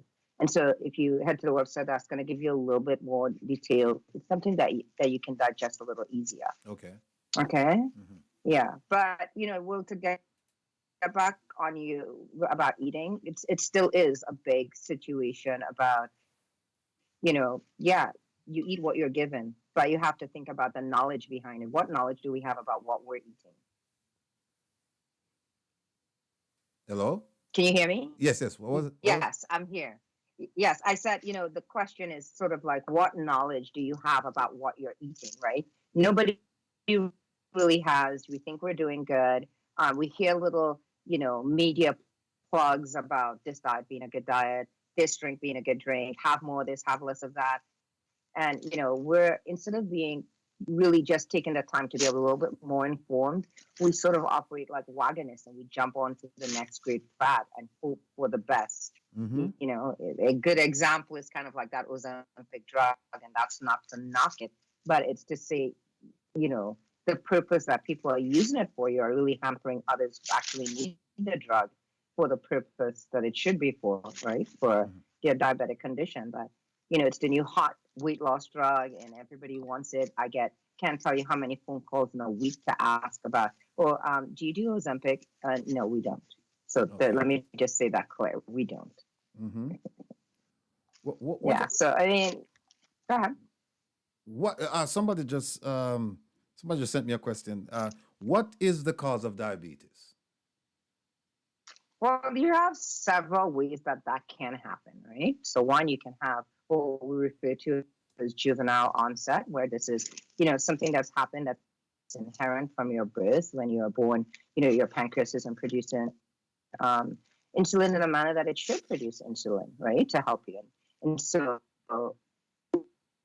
basically think of it, the way that I explain it to most of my patients when I talk to them, is that I show them it's sort of like a lock and key system. Think of insulin kind of like the key that opens up the cell to allow the food that we eat, mostly the carbohydrates, your blood glucose, to give you the energy that you need for you to function, right? So when you don't have the insulin available, then you have these elevated levels of blood glucose that builds up over time. You start not feeling well, you go to a doctor, they draw some blood, they see you have this outrageous hemoglobin A1C, they say, okay, I'm going to refer you out to the dietitian. And bam, you end up on my door. Literally, that's the cycle that happens. Other than that, there are people who take, the step where they would be, all right, let me, I noticed that I've got nutrition as part of my health insurance plan. Let me visit and find out what it's about, what they do. And then I can tell you, a lot of the patients that I see are mostly referrals from the primary care physicians, endocrinologists, GI specialists in the area, because that's one of my subspecialty areas, GI. All right. Well, talk to me about the Caribbean diet, because you were born and raised in Trinidad and Tobago, and so you know what the staple diet is like throughout the Caribbean. Are we eating? Absolutely. Are we eating healthy now? Have we ever eaten healthy? Should we go back to what we were eating? Should we change our diet? And take this into consideration. A lot of people, they make do with what they have. They can't afford to eat, make healthy choices, because the money's just not there. So talk to me about the Caribbean diet and your assessment of it, and what should people be eating? I think in general, from the beginning, from the jump, things that you have to do, just examine your cabinets, examine the things that are in there, right? The subtle things that seem very benign, like your spices. I don't know how many people get down to the back of the labels, reading the labels to see the amount of sodium. And then you might say, okay, this is my spice blend that I use, right? So whether that's garlic salt, onions, salt, some of the, spice, that has sodium in it. And so we're just layering sodium upon sodium. And I can tell you that has been one of the highest amounts and fastest I have seen in the last couple of years. I could speak certainly to Trinidad about death rates surrounding, hypertensive issues, right? And so that's the first thing I would say. Start with your cabinets and kind of like go through that and look there, right? I know what that diet looks like, right? And so, whether that's rice we're having with beans, and some sort of, protein, which we really don't need additionally, by the way, because if I was sent to assess someone's plate and I just saw rice and beans, we're done, we're good. You've met all your macronutrients, right? I'm gonna hope that there was maybe some small amount of fat maybe that went into the preparation of the beans, whether a tablespoon or a teaspoon of olive oil, which is a healthy fat. And so right there, you've got your fat, your proteins, and your carbs, because beans in and of itself operates like both a carb and a protein. So I don't need to see meat, all right? The biggest issue that I see is overconsumption, right? Not knowing what we're doing. efficiency. I mean, living here in the District of Columbia, of course, Will, you might be very, very well aware of how many young folks have migrated from different parts of the U.S. to come to DC, and so a lot of them room together, and I get to hear the experience stories about kind of like how they're eating, what they're buying, and you know, this could be any Caribbean island today. This could be Trinidad today, what they described to me, right? Like this disposable income, they're buying out, they're buying other things, and buying things that are like basically fast prepared, right? It has to have a shelf life. And so what's in it that's giving it the shelf life, right? How much added sugar, how much added sodium to all keep it stable, how much saturated fats to just keep it shelf stable, things of that nature. But when I compare that, what I see, and I compare a Caribbean diet, I think of how much far different can it be? It's not the difference is maybe the style, the presentation of the types of foods. But at the end of the day, we got some beans, we got some rice, we got some form of protein, and it even comes across in the way when you interview someone, you say, okay, what did I have? Tell me what you had to eat. Walk me through this 24-hour period. And I hear people say to me, oh, like I had a tablespoon of rice. If I took that literal, I would assume that you have 3 teaspoons roughly of rice.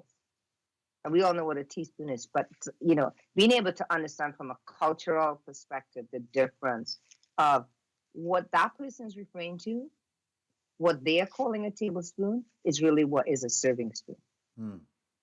Right? And so if somebody's sitting there telling me I have like 3 tablespoons, you may well be way past the amount of carbohydrates that you need to consume at any one given meal. And so being able to understand those things are sort of key. And so I advise people to sort of go out there, understand what that means, know what true servings are, not what you think it is, but what they actually are.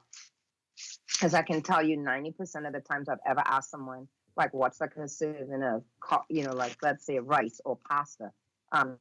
I would always hear either anywhere from a half cup, 3/4 of a cup. No one ever tells me a third of a cup. And so we can see how far off the grid that we go, the more that we consume, you know, and that in itself, you know, carbs. What are carbs? You know, it gets the enemy line name, but it is the thing that we need to give us energy and being able to get, you know, you buy a fancy car. And this is an analogy that I also fall back on often. You'd buy a fancy car, let's say, you know, a Mercedes Benz, and you may need to put some premium gas. Well, think of your body as the Mercedes Benz. You've got to put the premium gas in there, right? And so what do we mean by that? We mean put in some good complex carbs, put in fresh fruit versus fruit juices, put in, you know, whole, you know, vegetables, not things that has been over processed. When we say whole, meaning yes, you have to, you know, cook it and prepare it, but whole in the sense of you didn't puree something out. You know, all the juicers who come to me and they tell me about, oh, well, I'm juicing now.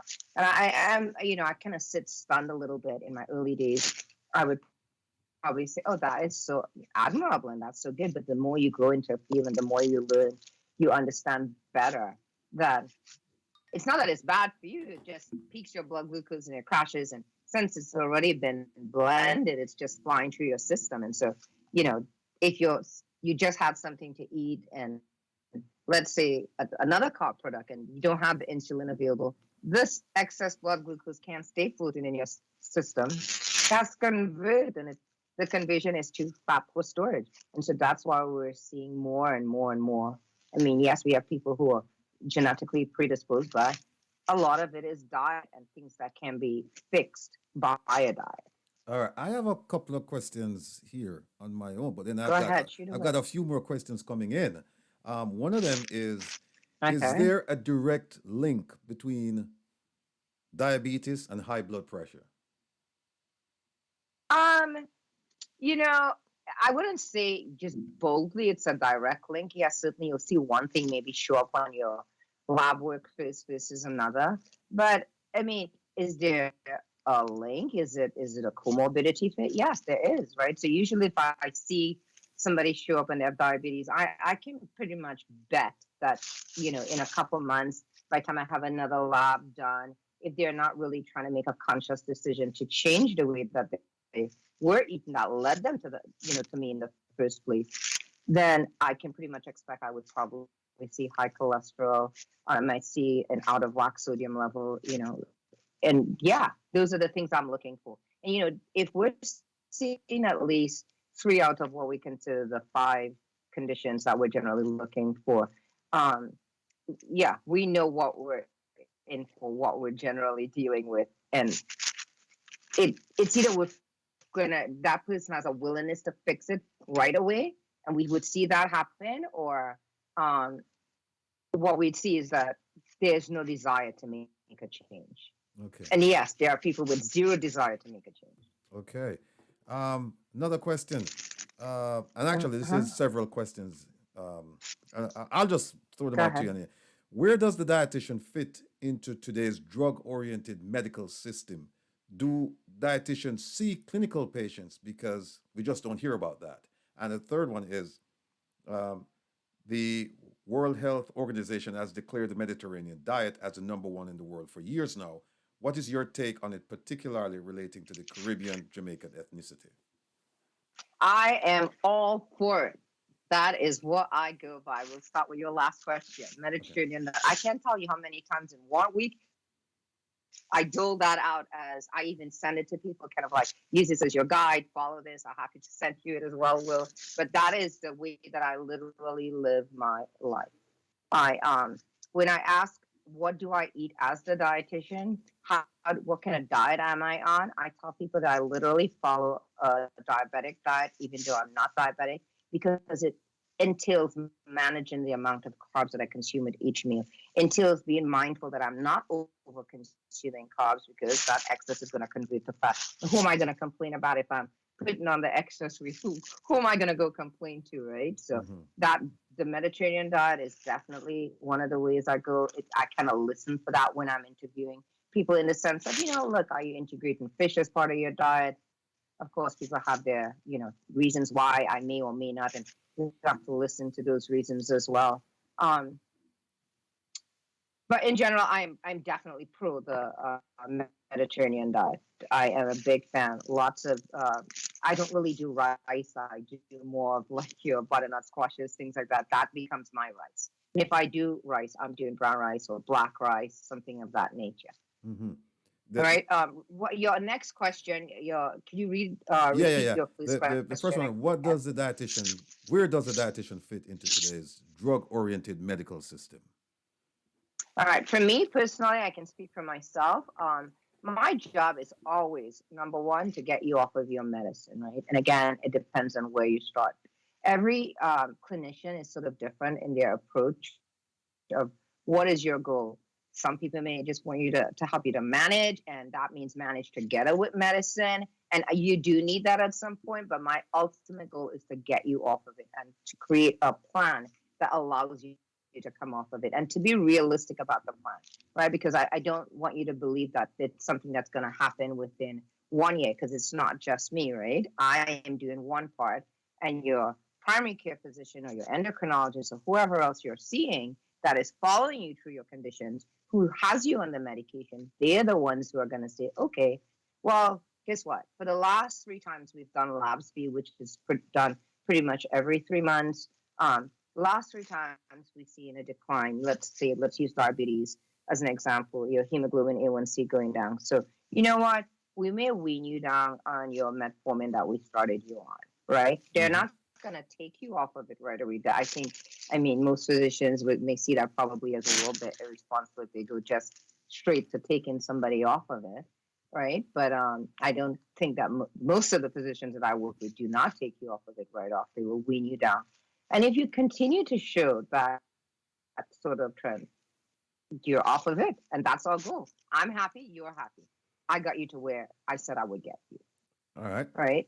But it's a realistic thing. And many people, it's hard. I mean, from week to week, when people, what they eat now, what they eat the next week, that changes, that shifts.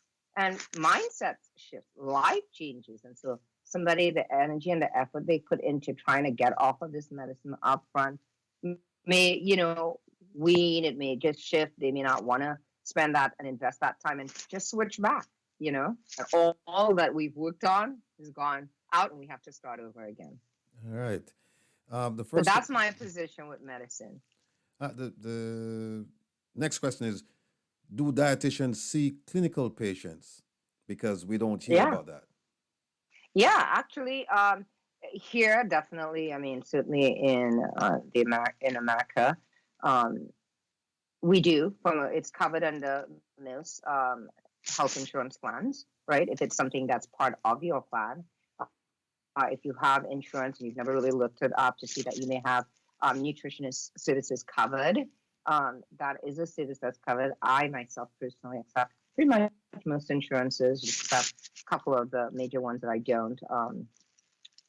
But in general, I do, and the way it works right now for me, I feel like my dietetic life has come full circle to my wish that I once used to dream of. You know, missing the Caribbean, wanting to be on the beach and seeing patients, and then came the pandemic, which we were all sad about. But the upside to that for me is I got to do telehealth, and that hasn't changed. So I'm grateful that I get to work from anywhere in the world. I can see patients online. You come on, we think that most people have a scale. I don't have to be trapped in a room with you for an hour.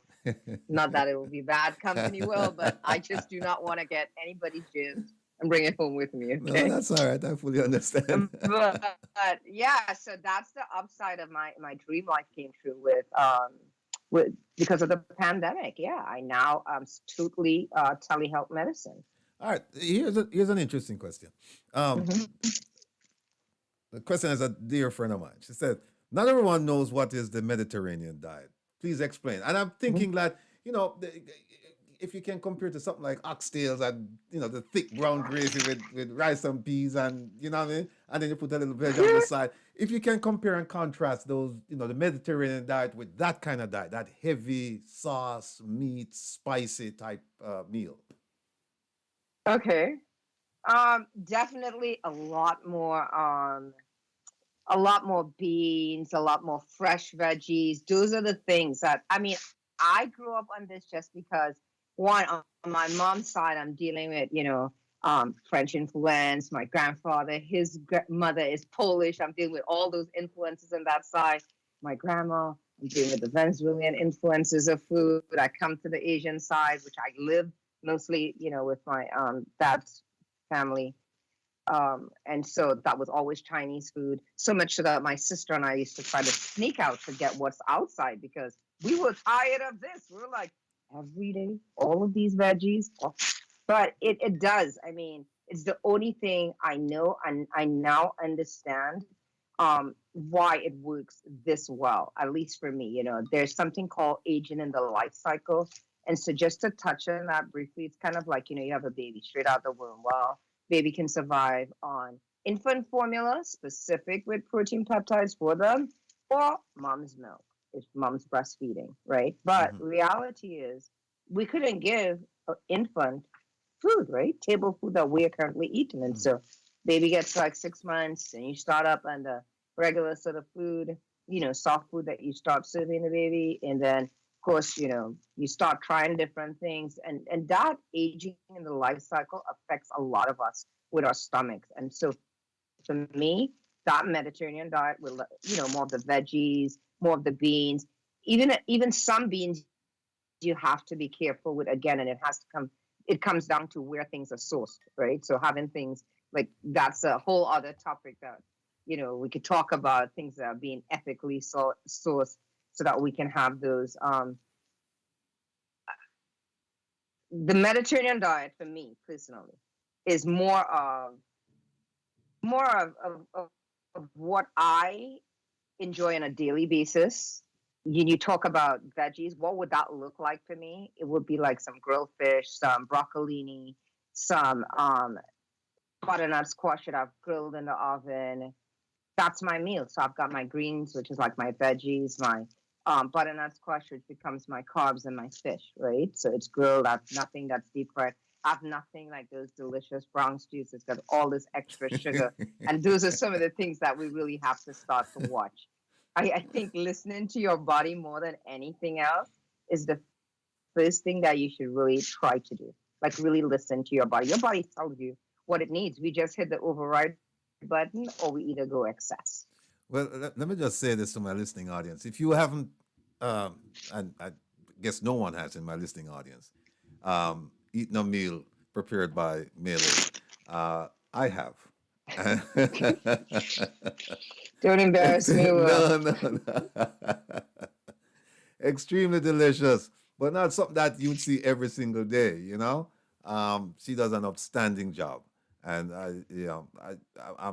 I know that's on my listening audience. They would love to be at your side to watch you prepare these things and see that there is another side to just having, the thick gravy, the red meat and all that Yeah, stuff. yeah. Oh my gosh. I do have like an incredible, immense passion for finding the latest, you know, food places, restaurants, cafes, just to explore and just to see what, how much of it we can still integrate without being absurd. You know what I mean? To the next extreme. Right. Can I enjoy a sweet? Yes, you can. How would I do that and not make it? I'm dealing with this every day. I have to tell patients every day, okay, so you mean I can't have any cake? I said, who said that to you? We didn't say you can't have cake. We were saying you just can't have cake every day. Right, right. Right? And so we would suggest, even for high cholesterol people, getting like angel food cake, putting a little bit of Cool Whip, a little bit of strawberries, and we've got you a dessert that's under 100 calories. Okay. Barely 70 calories. And it looks equally as decadent, right? And so what we try to do is to make sure that you understand that your relationship with food is a lifelong relationship. It is not, oh, I jump on this fad that's going out now so I can lose 20 pounds for my best friend's wedding. It's something you want to carry through. You can't keep putting your system into all of these shock diets, up, down, and that's what you so refer to as the yo-yoing, Right. I lose some weight, I gain some weight. I feel good, I lose weight, I eat some more, lose some more weight. You put your systems through tremendous, stress. And believe it or not, one of the first things that we tend to do, and I see a lot, is we experience it as a stomach illness and we take more medication. That medication further erodes the lining of the stomach, right? So the more and more, I have patients who live on several medications. And so you've got the IBS situation happening, you've got the metabolic syndrome, which is what I was trying to explain to you earlier. Once you have at least 3 of those 5 conditions, we consider that metabolic syndrome, right? And so that's where we are. That's what I treat. And I'm not treating the elderly only. I'm treating kids as young as 14 with high blood pressure. I'm treating kids as young as 3 with high cholesterol. Wow. Right? And some of those are cultural, based on the diet and what we do. And that's why I can certainly speak to the Caribbean as a place where, we show love with food. That's how we show love. Everything sort of surrounds food.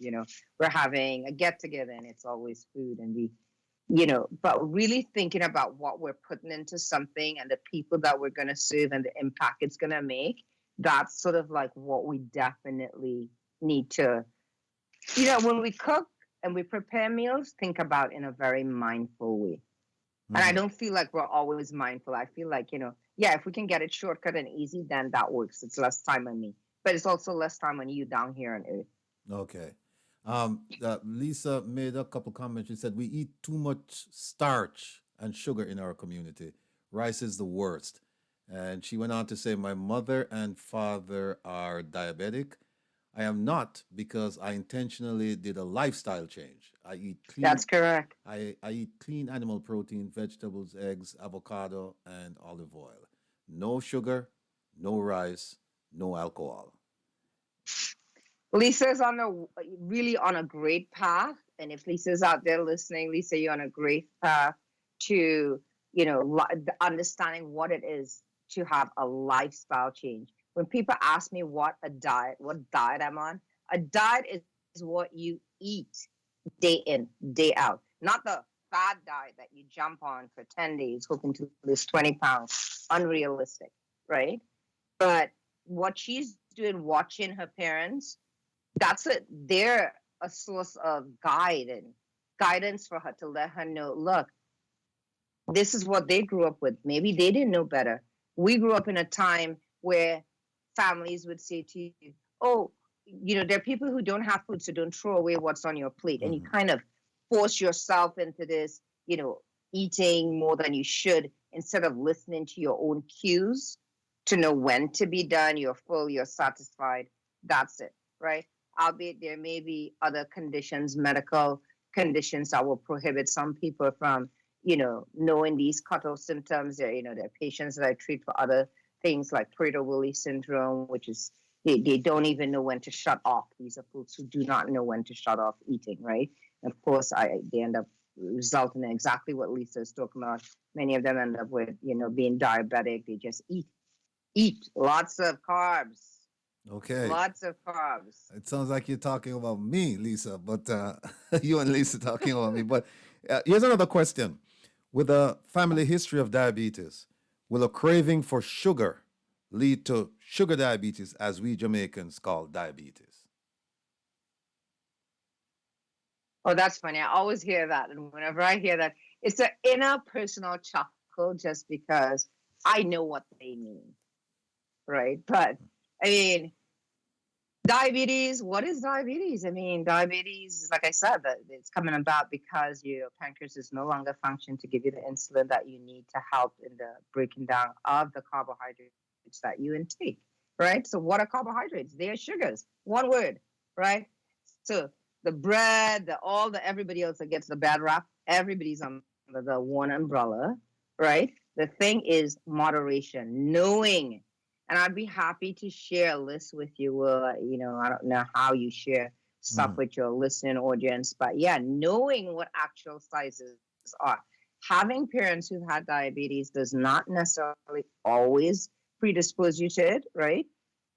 I mean, if it is, and it was like some sort of like juvenile onset, we can say yes, maybe, right? That will be a hereditary condition. But at this point, this is something that is a system that is breaking down.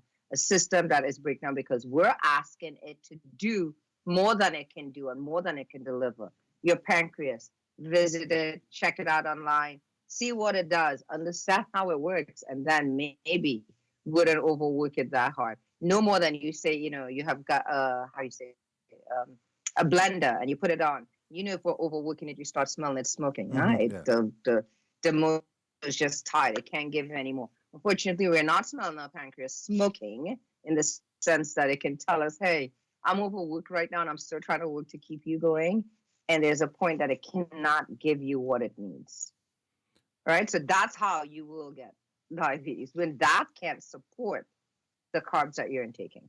Okay. It can no longer function to do its job. Here's another or question. It's functioning minimally. No, go ahead. No, I said, or it's functioning minimally. Here's another question. If you are going to give general advice on 3 things that people could do to improve their health, what would they be? Well, the first thing I would say is definitely cut out sodium in your diet. The extra sodium. Start reading labels. Like, stop the layering. I mean, layering of sodium in your seasoning, in your adding to foods before you tasted it. That's just like commonplace where some people, this is what I've done. This is what, I've always seen done. And so this becomes my habit. You start shaking, right? The way that I explain that whole cutting back on the sodium situation to folks is generally, if you think of someone who, when they started to smoke, maybe as a teenager, and maybe they started off smoking like 1 cigarette, 2 cigarettes, you grow, your tolerance level grows and it becomes more. It's the same sort of weight with sodium, right? Where we're at, there comes a point where it's kind of like, okay, well, I don't taste it anymore. I need more. And that operation is the same for sugars. So we may think that something is sweet with 2 sugars, but then if we start dialing it back and we start weaning it back, when we do come back to tasting things that are high in sodium, high in sugar, guess what? It's offensive to us because it's not like, gosh, that is like syrup, right? So that's one of the first things I would generally say. cut back, on sodium in your diet, cut back on things like the next thing would be certainly your juices and sodas. Cut that out. That's your added sugar. That's a bulk of your added sugar, Mm-hmm. right? And if you ever realize when you drink those sweet stuff, you still never quench. You want more and more and more. And that in of itself, if anybody out there is listening and you just cut out juices and soda for a week, start tomorrow, weigh yourself, cut it out for a week. I guarantee you've lost weight at the end of the week. Guarantee. There's not a question. That's a guarantee. That's the first bit of advice we give to patients, and, really read labels, we want you to always read labels, right? I know that's not something people take time because there's a lot of familiarity in our buying practices. So we walk in, we see something, I know that. Why do I need to read the label on that? But really spend some time reading labels. And when you start understanding what's your, your amount of calories that you should have for the day, you do a little assessment, you figure out, or you come to somebody like me who's going to say, hey, you need like 2,000 calories for the day. Again, it's just a random number I'm pulling out of the air, but you need 2,000 calories then. And how do we break this up? Well, your body is functioning in these 4 macronutrients: water, carbohydrates, proteins, and fats. And we know that carbohydrates is like how you have petrol in a car. It gets you from A to B. If you don't have the right amount of carbs, or you don't have adequate carbs, you're not really going anywhere. You're just going to feel tired, listless, without energy. Right. So I would, even though I'm here telling you to cut back on the sugars, right? We're not saying be obnoxious, right? Things like your butternut squash, all of those things. You see me go back to those acorn squash. Those are good sources, of beta carotenes. You should definitely, you get great carbs from those. I would definitely advise, doing more complex carbs. So remember, carbs are sugars, and when we think about it, I want you to stay more on the complex side. So that's one of the advice. And the last bit of advice on that front that I would definitely give is, all the advice that I can ever give you about how to eat healthy and how to diet and how the choices that you can make, and my love affair of the Mediterranean diet, all of this means nothing without physical activity, about being physically active. Getting up there, exercising, people want miracles. They want weight loss yesterday. They want the summer body tomorrow. I can't promise and deliver all of those tomorrows that quick, but I know a time that we can do it if you're committed. And the best thing that you can do to invest in yourself is to spend 30 minutes a day instead of swiping on the phone. Getting some stretches done, getting some, Pilates done, some jump rope, things that you don't even have to pay to go to a gym membership for. That, just $5 jump rope, some resistance bands, and yeah, you can get it done. Sit at your desk while you're talking to your mom or your best friend, irritated by the parents calling because I'm in college and I need to leave to head out, which is what I hear most from the kids. Oh, that's my parent calling, right? So. But Yeah. exercise. So, Will, that's a last bit of advice I definitely want to, leave your audience with. That as much as we do to maintain good health, watch what we eat, none of that means much without proper physical activity. Yeah. And the 30 minutes recommendation, please do not shoot me with the news that I come bearing, because that came from HHS. All right. 30 minutes, 5 days a week. We're running out of time. The questions are coming in. One question is, eating for nutrition is the fundamental principle, meaning being conscious about not just what you eat, but how it is prepared will ensure how beneficial the food can be. Would you agree to that? 100%. All right. Yeah. Do you want to say why you agree with it? Oh, well, I agree with it. Absolutely. I mean, you can cook food to an oblivion to the point where you, really degrade the nutrients in it by heat, right? Just like some things are, vitamins can be like what we describe as heat labile, right? And so when you get heat up beyond the point that it should be, you damage, right, the integrity of the vitamin that we should be getting. Mm-hmm. All right. So, yeah. Michelle in the chat room. Roy's back. Michelle is if asking, you can tolerate. yeah, Michelle is asking, what kind of diet would you recommend to combat inflammation? For example, inflammation associated with RA.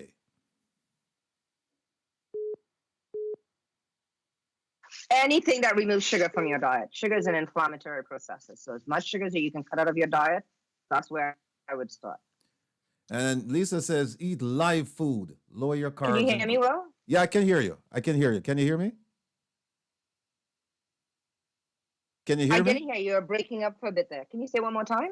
Uh, can you hear me? Can you hear me now?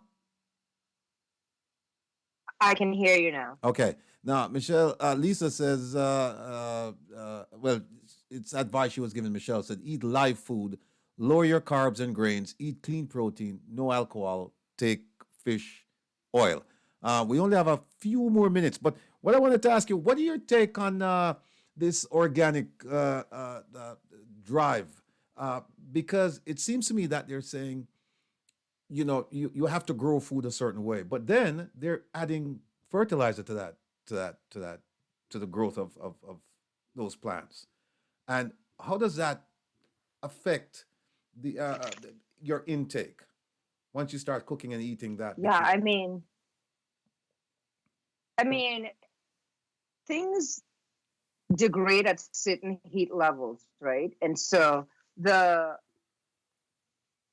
obviously the antibiotics, hormones, fertilizers gotta be used on plants, with animals. Yes, they've been vetted. Yes, they've been approved by USDA for use in food production. But at the same time, I always say to people that you are the best curator of your body. You're the person who can tell the story best about your body. When you go to your doctor, you tell them what's happening, right?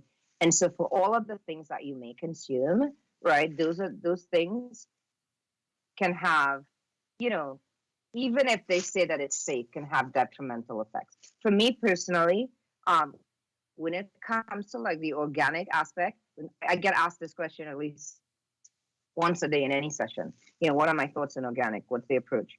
My approach is there's specific things that I get that is organic. My milk, my eggs, my meat. I'm neither here nor there. I tend to buy a lot from local farmers, people with roadside vendors. Because I know you're growing this, small, not very massive production. Mm-hmm. And so the thought that there is additional lot of fertilizers that can be and pesticides that can be detrimental and deleterious to our health, it's not something that I have to worry about, right? But I'm neither here nor there with the other stuff. It's to me, there at some level you have to draw the line of where the gimmick starts and the reality sets. Let me run this by you. Serving size. Some people they just eat a lot, and so what you would recommend for somebody would be almost like putting them on a diet. It's not a normal meal for them, and I'm talking about myself. I just love to eat. And Yeah, so, yeah. Come see me. yeah, and so No, well, we do in our whole. Go ahead. In our whole chart, let me just say quickly. yeah, we only have a few In our seconds whole left. chart, we do have, I think that's a whole section called non-starchy veggies. Yeah, we've got non-starchy veggies, and that's the side we encourage people to, hey, fill up on that area. That's the area. Make Chinese stir fry, make something. Fill up on the veggies, minimize the non-starchy, so you can still be full. We're not here to starve you. All right, listen, folks. Mailing, thank you so much for being here. I want to thank all of my guests. And if you need information, and some of you have You're reached out to me. welcome, Will. Yeah, some of you have Thank reached you out. for having me. No problem. Some of you have reached out to me regarding Mailing's contact details. I'll provide that to you. The Heavy Beat Vault is coming up next. And I'm don't just going to forget, put it in a chat here for you. yeah, Will. and don't forget, tune into Relax with the Rebel tonight, midnight until 2 a.m. tomorrow morning. I'll see you next week. Same time, same place. Be well.